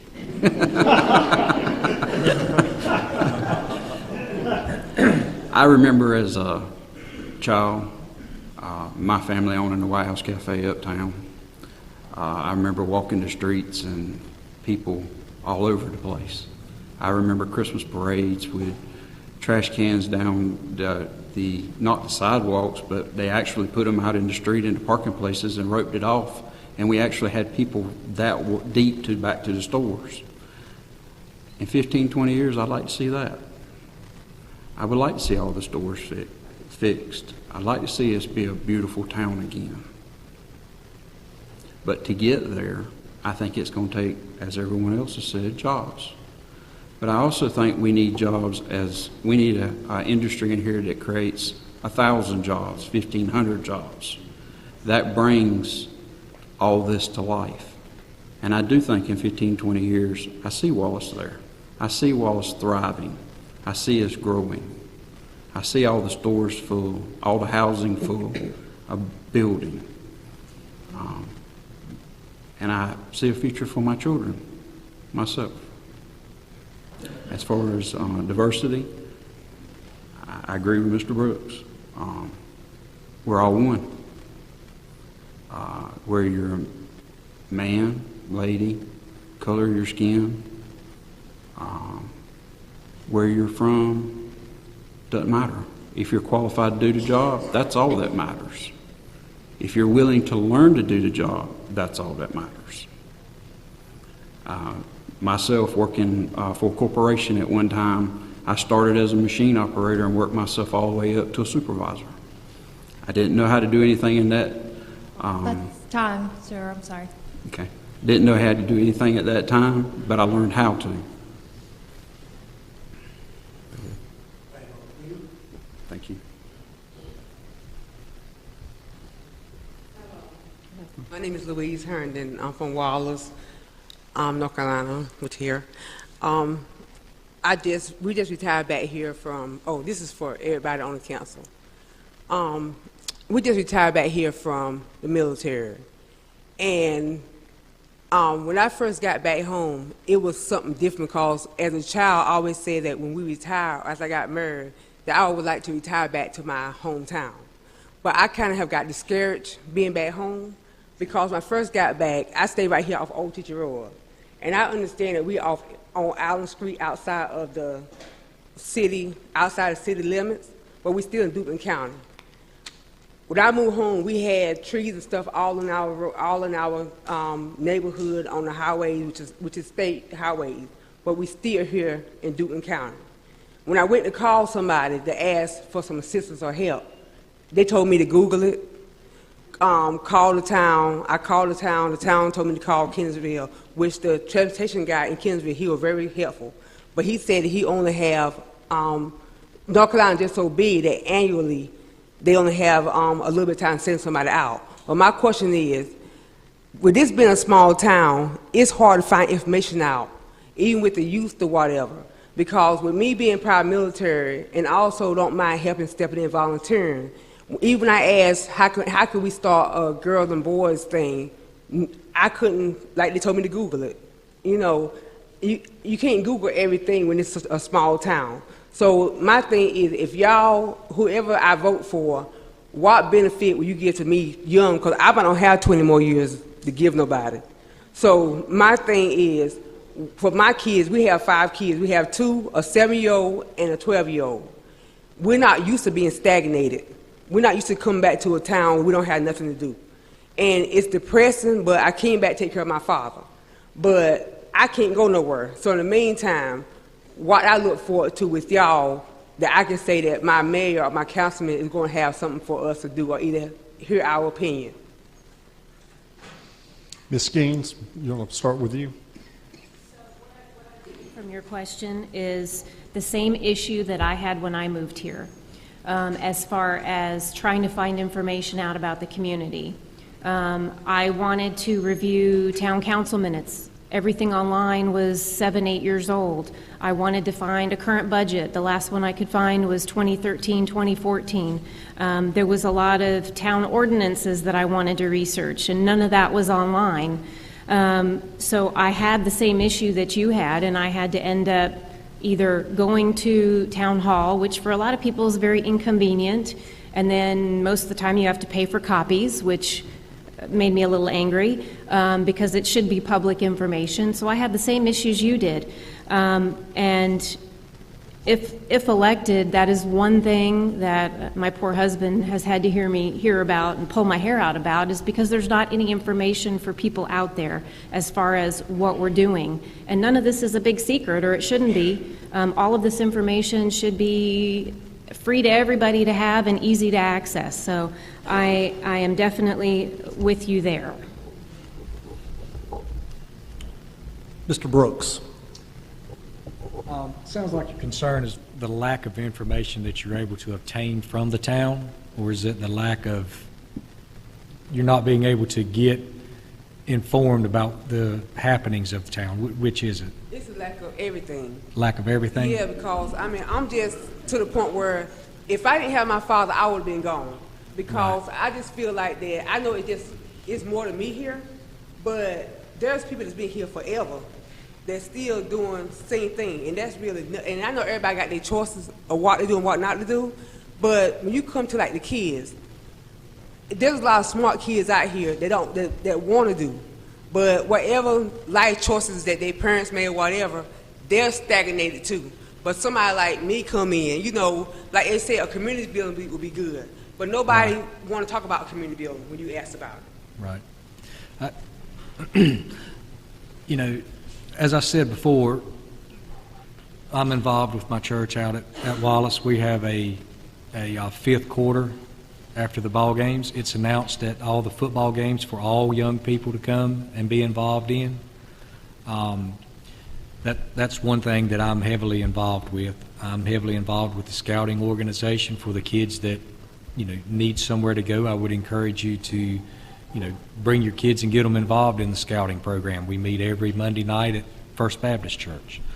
I think we need to do a much better job as a town getting our information out there, you know, be it on a Facebook page, be it on the town page, the newspaper, you know, getting the information conveyed to the public. We need to do a much better job with that. Like Ms. Skeens was saying, you know, we need to do a better job at getting our, you know, current budgets up on the website so people can see that. I think we do a good job with getting some of the information out there, but you've got to go find that and look for it. So maybe we need to figure out a way to make it easier to find, you know, and I think that's something that we really need to work on. Mr. Brinkley. Thank you for your question, Louise. Chamber of Commerce. Unfortunately, right now, we don't really have a formed Chamber of Commerce. And usually when organizations or individuals like yourself move into a certain area, one of the first point of contacts is the local Chamber of Commerce. Hopefully here in the near future, working with the mayor and the town council, we can get the chamber back up and running and contributing to the town of Wallace the way a chamber should contribute to a town. And when a chamber is working correctly, it will have all that information that you need. It will have economic statistics, local restaurants, neighborhoods, put you in contact with realtors, and just anything you want to do. But hopefully here in the near future that we can get this chamber back going strong and participating in the community like it should.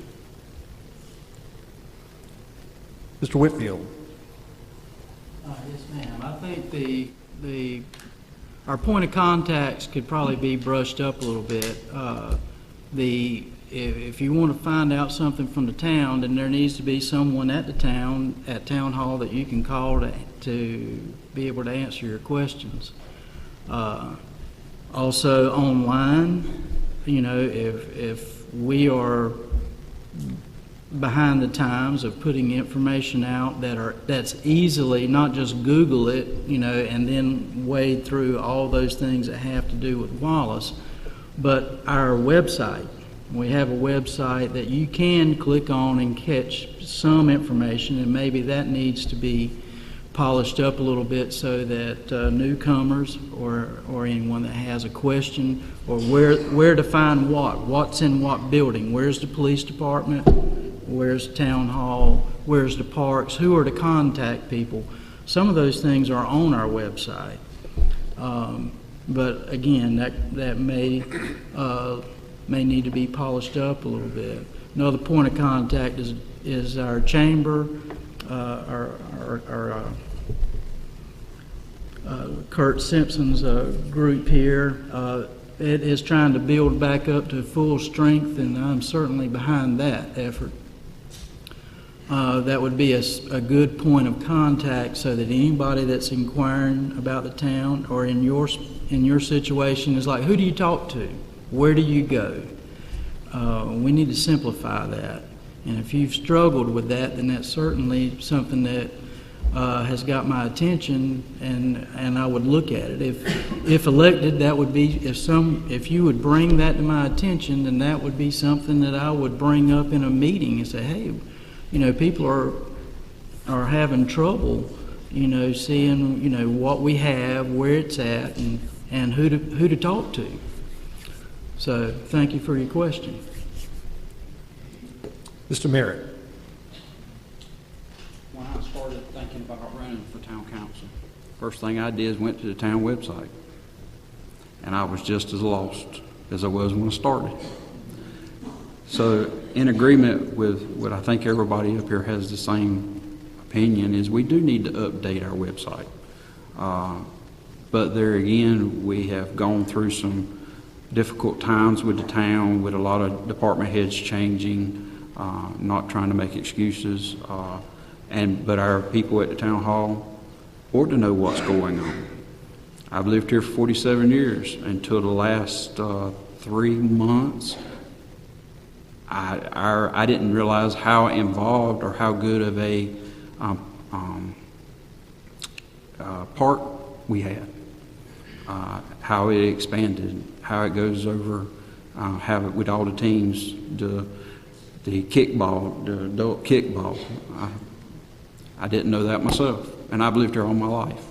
So I agree with you. We do need to find a way to get these things out more. My mother asked me one time, what do you do about people that don't use the internet? I said, good question. But there's a lot of people out here that don't, the older generation that don't like the internet. I don't know of any younger generation that don't, but I think we need to figure out some way of, I agree with you, that we do need to do these things and figure out how to get it to the public. And when somebody calls somebody, they'll say, oh yeah, call this number. Or yeah, if you know how to use the internet, go to this website, it will tell you.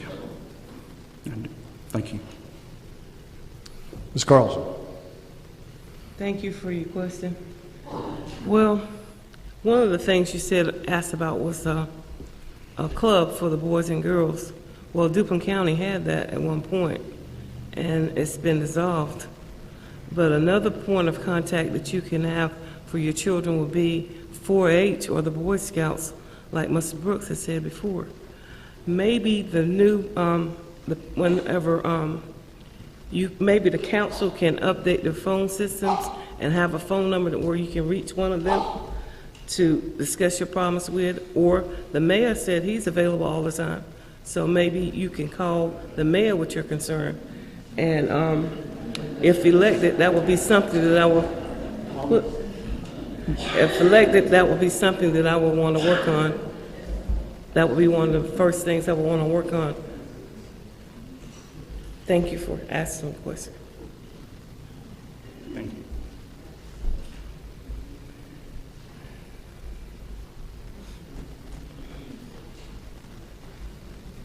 Good evening, candidates. I've been waiting for someone to speak on this, but no one spoke on it, so I guess I have to speak on it. I stay right down the corner from here, and I've been here for about 40-some years. I worked out of town, and now I'm back home, and the Lord has blessed me. I work on my home and everything, but if you look in the back of my yard, all I see is junk piled up this high. I don't have a good view in my home. This is Wallace. And if you're elected, what will you do about cleaning up Wallace? I heard everything else, but I had nobody say, clean up Wallace from what it is and how it looks. Is this a council or a mayoral? Whoever can address this.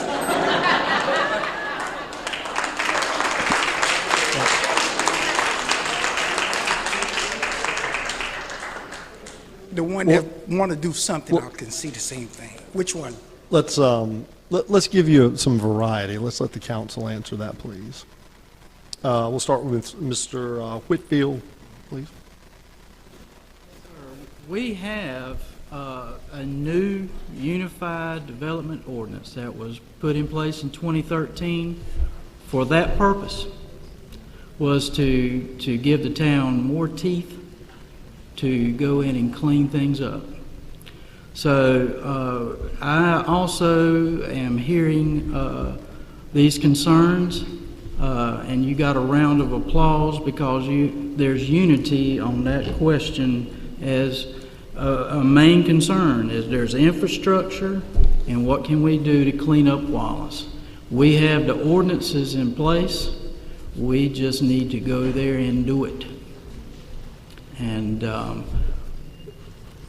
as a potential board member, this would be something that I would be asking about during the meetings. What are we doing? I would probably have a list of things that people have brought to my attention, because that's what I expect I will be doing as a councilman, that people will be contacting me with their concerns, and I'll be bringing them to the board, and we'll be talking about them and seeing how we can solve these things. But there are on Chapter 8 of that code, there's a minimum building code on there that has to be met. And, there's with a host of other things that were passed at that time to give us the opportunity to go out there and clean up. You say, well, we can't do that. It's somebody else's property. I said, we have the ordinance. We just have to act on it. Ms. Skeens. Thank you for your question. And I believe at one of the town council meetings, they did pass a new ordinance as far as overgrown lots. So that's a start. And I believe the interim town manager is working on trying to update all these ordinances, which is a good thing. And I would volunteer to help if I'm elected or not, because I think that's really important, having strong town ordinances in place. But not only that, but you have to have people who are willing to go out and enforce those town ordinances. And I'm not real sure. I've been given some different answers as far as how that works here. Does the town manager do it? Do the police officers do it? Do they have the time and energy to do it? So there's a lot of things that I'm confused about at this point as far as who can actually go and enforce those. But like Mr. Whitfield said, enforcement is why we have those ordinances. What's the point of having the ordinances if we never go out and enforce them? Through zoning laws and things like that, I think we have a good chance of making issues like you're having better. I think we have to start small. So we start on a small area of town, focus on houses, focus on buildings that have windows broken out or that are a danger. Start with those. Hold those property owners accountable. The rest of us pay taxes and have to keep our property beautiful, so why shouldn't everybody have to? Mr. Brooks. Again, the zoning and the ordinance book is what we pretty much have to go by. And I think we need to review that and see where we stand on that. And if it's not working today, then maybe we need to make some changes in that. Are you speaking of a specific problem, or are you just speaking in a general term of Wallace in general? I'm glad you asked that. Everybody who leaves out of here can make a left and go right down there and see trash pile up all night long. I see, or during the day, I see trucks driving in, dumping trash. You can drive right down the road, right in the back of my house. Okay. Again, I don't know what that property is zoned and what they're allowed to do there. Maybe we could work together with the property owners and do some type of buffer and suggest that. I don't know what he is allowed to do as far as the legalities go with his property. But again, I think we may need to look at reviewing the ordinances and see what we can do to put some teeth in behind them. Mr. Mayor. Are we talking about trash, or are we talking about salvage? Trash, salvage, whatever. Okay. What's the difference? Is it recycling? It's everything. Okay. Actually, I think what you're talking about has been brought up to the town council. They are actually investigating it, if I'm not mistaken, at the present time. I think some of the things that has been come back with, I think I've heard about putting hedgerow or something in between, if I remember correctly. There again, as Mr. Brooks said, it's all how is it business, or is it residential, or is it residential business? That would have to be looked at, and that's the way we can go about getting it cleaned up. Ms. Carlton. As Mr. Merrick said, that issue has been brought before the town before. As a matter of fact, I was at the meeting. And I think they said something about the zoning at that time. So these other folks have said that the zoning is being taken care of now. Maybe they're going to rezone it. And if elected, that will be one of the things I work on, is the infrastructure, because not only is that a sore eye when you pass by that you're talking about, but it's other places in the town that's a sore eye that make it look like it's the country rather than in a town or a city. But it has been brought to the town before because I attended the meeting. And thank you for that question. Mr. Brinkley. What was your name, sir? John Smith. Mr. Smith, thank you for your question. As I was studying and getting ready for tonight, I was looking back through my notes when I was first elected back in 2013. I bought me a journal. One thing my father taught me always to do was keep notes. And my very first council meeting, this was brought up in 2014. So it is something that we are very, very, very much aware of. In 2013, we also passed the UDO, Uniform Development Ordinance. Unfortunately, right now, our code enforcement officer is our interim town manager. And once the election is passed and a new town manager is either appointed or the current town manager goes back to his previous job of code enforcement, James does a phenomenal job of enforcing codes. And what I would do is if bless you. and what I would encourage you to do also is to attend town council meetings. And this not only goes for you, Mr. Smith, but for everybody. There's a lot of things that we don't know and how people feel unless you come in front of us and let us know how you feel. We open up the meeting, you get 3 minutes to tell us how you feel.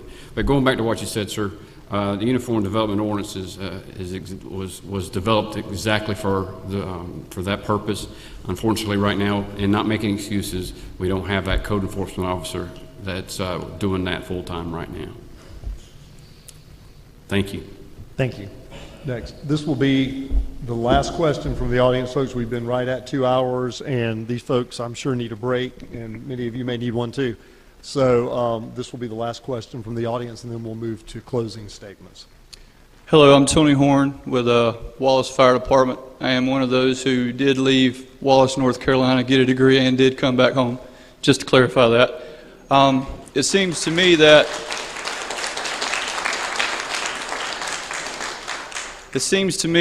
every candidate here is all for taking care of my kids and my grandkids and great-grandkids.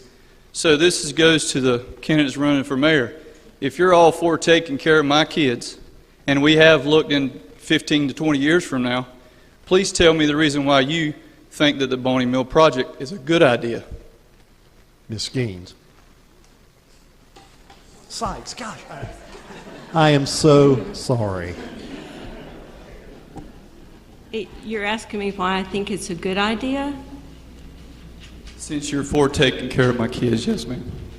But I don't think it's a good idea. I don't think the Boney Mill Pond project is something we need to take on right now. I think we need to address other issues for the kids. Our Parks and Recreation Department, they do a phenomenal job, but they've got 3 employees. You're looking at 208 acres that you're expecting 3 people to be able to oversee. So I think that we need to back up again, like I said, and go back to basics. If we were a prosperous town and we had lots of money and endless money to spend, then by all means, I would say, yeah, let's get out there and develop it. Let's pour all that money into a ball field. But, you know, that property, 46% of that property is in a high-risk flood zone. So when we have the heavy rains, are your kids going to be able to get out there and walk on those trails and play in those playgrounds and different things? So I really do think we need to regroup. I mean, I'd spoken to a fellow one day, and he was telling me he grew up here, and he played on our field, and he said he could count on his hand the number of times that field flooded.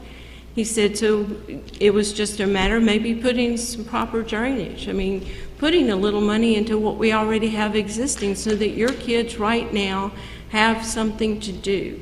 The Boney Mill Pond project is a 30-year project, so it will be your grandkids, your great-grandkids that are doing it. I mean, do you really want to wait that long for your children? Yes. Okay. Mr. Ferry. The Boney Mill project was started after we had a work session and talked with Parks and Recreation Director David Bazell. David said we're running out of ball fields. We need more ball fields. I'd like to have a facility where we can have tournament games. We can bring people into Wallace. And so we started looking for property to build additional ball fields. Artmeyer Field does flood. It's always been in a floodplain. We looked at property beside Artmeyer to see if that might work. It's in a floodplain as well. So we knew we needed to move from there. We looked at several parcels of property, and the council ended up deciding that Boney Mill Pond was what we thought would be best. Boney Mill Pond has tons and tons of potential. I've said earlier, it's not going to be a 5-year project, but you got to start somewhere. You got to take that first step. The first step was buying the property, and we bought it right. We spent 25 cents on the dollar buying that piece of property. We owe $100,000 on it right now. We'll make 2 more payments, and the property will be paid for. But you got to start somewhere. So the amenities that we will have when this is done, we'll have walking trails. And yes, mill ponds do flood. Good Lord, if you find a piece of water that when it rains doesn't flood, please show it to me. We'll have a dog park. We'll have a splash pad. We'll have a children's play center. We'll have picnic shelters, 4 baseball fields, concession stands, softball fields, soccer fields, frisbee golf. I've heard a lot about frisbee golf. We'll have fishing opportunities, camping opportunities, multi-purpose field, canoe, kayak, and paddle boats, and hopefully a restored mill house, which has tons and tons of history to it. If that's not unique and doesn't set us apart and doesn't give Tony the opportunity for his kids to have somewhere to play, and they won't play on the whole thing. I mean, you know, it's not going to happen in 5 years, but it's a good project. We can take it step by step. Yes, we will look for grant money. We can't do it without grant money, but it's a good project. It's a good project.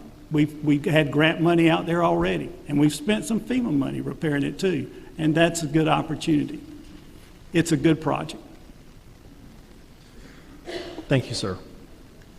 Okay, let's move to closing statements. Let's go with the town council members first, and then we'll let the mayoral candidates make their statement. Mr. Brinkley, can we start with you, and we'll just go right back down the line? Thanks, Jim and Amy and the Duplin Times for putting this candidate forum together.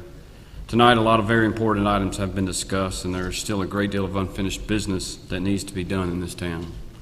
As I mentioned in my opening statement, I strongly believe that adding a major corporation that can add jobs that pay above the median income for Wallace will go a long way in moving the town of Wallace forward. I ask tonight for your vote in November to send me back to the board so that I can be your conservative and common sense voice. I promise that I will work tirelessly in helping move this town in a positive direction. Ms. Carlton. Thanks for allowing me to participate in tonight's forum. As a councilman, I believe that if we work together to build community capacity and diversity, we will move things along in the town of Wallace. I believe that as citizens of the town of Wallace, we need to participate in the forums, the meetings that's held at the town council, because if you do not attend the town council meetings, you have no room to say anything, because if you're not around that table or sitting in that room, you have not voiced your opinion, and everybody needs to voice their opinion. I think that it's important for us to work on our infrastructure in the town, bring things for our children to do in the town, and for us to be great in the town. I think it would be nice for us to have sidewalks on 41, because sometimes when we ride at night, people are walking in the roads and you almost hit them. I don't know what way people would go about doing that, but that's one thing that I feel strongly about, sidewalks right out there on 41, because when you get to a certain area, you can't see people unless they have on the right colors. But I thank you all for letting me participate in tonight's forum, and I hope you will go out and vote, and I would like to have your vote as town council. Thank you. Mr. Merritt. I want to thank the Chamber of Commerce and Duplin Times, and I want to thank the community for coming out. We had, I think, a fantastic turnout. Heard a lot of good ideas. One of the things that I look at is who can help us the most. Myself personally, this is home. This has been home all my life. I would like to see us go back to the way to have customers and to have families that grow up here and stay here for generations upon generations upon generations. I think the town council that we have now and Mr. Mayor, I think they've done a good job. I think there's a few things that has fell through the holes, but that happens with everybody. And that happens with everything. We didn't get in the shape we're in overnight, but we're also not going to get out of where we're at overnight. It's going to take time. Everything's going to take time. Some of us are patient, some of us are not, and I'm not a very patient person myself personally. But I think that with growing up on Main Street, seeing the families that grew up on Main Street and in our town, and to keep our town, we need the young people. But to keep the young people is to create jobs. And I think that if town council, maybe even the chamber, the community of 100, and maybe all of us together can do this and create jobs and keep our families here and fill our stores back up and our homes back up and fix our roads and, hey, fix the Boney Mill Pond without it coming out of the taxpayers' pockets. It'll be there. Well, I appreciate your vote, and thank you. Mr. Brooks. I'd like to thank everyone for coming out tonight. It's been exciting to see the enthusiasm that has been presented here tonight for our little town, and I would challenge everybody to not lose that enthusiasm after the election. Come out to the board meetings, see what's going on, voice your opinions there. Let the council know what you want, what you would like to see our town become. That's very important. I mean, the current board would love to see more interaction with the community. You know, it's open. It's a public open meeting. Come to it. I would like to ask you guys for the vote for the position. I think I possess some skills that would be very useful in moving forward to help the town grow in the right direction. I think we've talked about a lot of important hot-button topics tonight, and I think it's been a very informative night. Thank you. Ms. Skeens. Thanks, everybody, for coming out tonight. I hope you had a chance to learn something new and different about each one of us. This has been a good experience. I was a little nervous coming into this, but once again, citizens of Wallace came through for me. Everybody's always very kind and very generous. I think the current mayor and town council have done a great job in Wallace. I mean, I moved here not knowing much about the town, basing it on the looks of the town and kind of the position of the town, and I don't regret my decision one bit. I am passionate about becoming a councilwoman, and I have the time and energy to put into this. And I'm not a quitter, so if you have a problem, I will go to the ends of the earth to find out what there is to do about it and how to come up with a resolution. I'm very tenacious, so, and a little quirky, but that's 20 years in law enforcement for sure. But thank you very much for coming out, and I hope I have your vote on November 7th. Thank you. Mr. Whitfield. Thank you very much. I also am very glad to see so many of my friends, neighbors, fellow citizens here, that you care about the town and that you want to know what's going on, see the faces of who you'll be voting for, and see what they have to say. I've lived here 20 years. My kids grew up here. They went to Wallace Elementary all the way through Bulldog Country in Teachie, and have gone on. My baby has moved out and going to school at Cape Fear. I want to serve. Like I said, this thought process started with Mr. Jordan. I would like to continue in that reputation, in that vein, to be a representative for you, where you could come to me and say, look, here's our problem, and convey that to the board and try to get a consensus on what it would take to fix these problems. And I think the overriding concerns are, infrastructure, cleaning up, and those are big concerns of mine as well, and we will try to address those as best as humanly possible.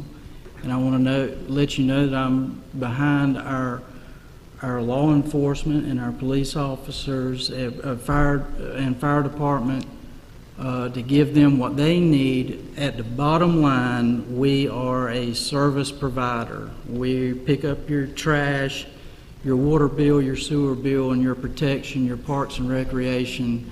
We need to serve the people of Wallace. And if we lose that, then we're backing up. I hope to have your vote. If you think that I have your trust to look after your money and your hopes and your That's time, sir. I would if those qualities that I have shown through my life as a surveyor and a citizen of Wallace, I would hope to have your vote. Thank you very much. We'll move to closing statements for the mayoral candidates, and we'll start with Mr. Ferrier. Everybody for coming tonight. I really appreciate you being here. It has been an interesting night. You all have certainly heard a lot of information and got a lot to process. Wallace is a work in progress. There is a lot going on. It needs to be as seamless as possible, and I think that I'm the one that can make it as seamless as possible. We are in some pretty intricate discussions right now with Duplin County on an ILA for some sewer treatment we're doing with them, with the town of Burgaw, with some sewer treatment we're doing with them, and also with River Landing. These have histories behind it, and I know the history. I've been a part of the history, so I'd like to continue to serve and work those ILAs through. I do believe that I have the vision, the knowledge, the dedication, the energy, the leadership ability to move us forward. You've heard a lot tonight. As I said earlier, There are things that I didn't have the opportunity to talk about that I would like to talk about more. I would like to discuss employee pay. I'd like to discuss more on zoning and code enforcement. And I'd like to talk about paving some streets and working on infrastructure. So if you'd like to hear any of my comments on that, if you have questions, my door is always open. I am not hard to get up with, trust me. My office is really easy to find, and there are a lot of people that don't have any problems finding it at all. If you'd like to learn more, also, we're going to have a Meet the Mayor event coming up soon. It's going to be an all-American Sunday afternoon. It's a free family event. It's going to be held at the Wallace Depot. The music is going to be by the Johnson Boys, which will be Bob Cowan and Nash Julian Johnson. We're going to have hot dogs, train ride for children, and even more. So you're invited. It's an opportunity. You can grab me, hear my thoughts, and tell me your thoughts.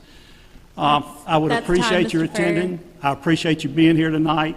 And again, I'm asking for your vote on November the 7th. And Ms. Sykes. Thank you. Thank y'all all for being here tonight and listening to the issues. It shows your care and concern for this great town of Wallace. Number one, I think I would be a great ambassador for the town of Wallace. I know how to reach out to people. I know how to speak to people. I know how to listen to hear what they need. I also think I would be a great steward of your money. As I said before, I believe in living debt-free, and I've seen the history of this town of spending more than they were bringing in. Again, Mr. Ferry brought up the wastewater treatment. Then the town of Burgaw, we are subsidizing Burgaw. The town of Wallace, it costs us more to process that wastewater than what Burgaw is paying. So you and I are paying for that, and I don't like it at all. And I think that as a steward of your money, we need to address those issues and get our budget back in line and quit spending so much money. I do have the time and energy also. I'm very passionate about this position. I will be available. I'd like to have my office right there in the depot, the building that y'all paid for it to be restored. Whether I'm there Saturdays, whether I'm there Sunday, whether I'm there Monday through Friday, I can accommodate my schedule to the town schedule, and I intend to do that. I want to have an open door policy that if you have a concern or you see a problem that exists in the town, you can come to me. And I have to say I'm very impressed with all these candidates for town council. I would be honored to work with any one of these people that are running for office. So I encourage all of you to get out and vote. The election is November 7th. I know I've spoken to a lot of people that are not even registered to vote. So if you're all aware of someone that's not registered, I encourage you to get them a form. You can get it at the library. You can download it offline. But again, please vote for me, Linda Sykes, for Wallace Mayor. I think I bring a new perspective. Thank you. Thank you to all of you. Folks, this has been a good turnout. It's been a long evening. These are some great questions. I think we should give all of the candidates a round of applause.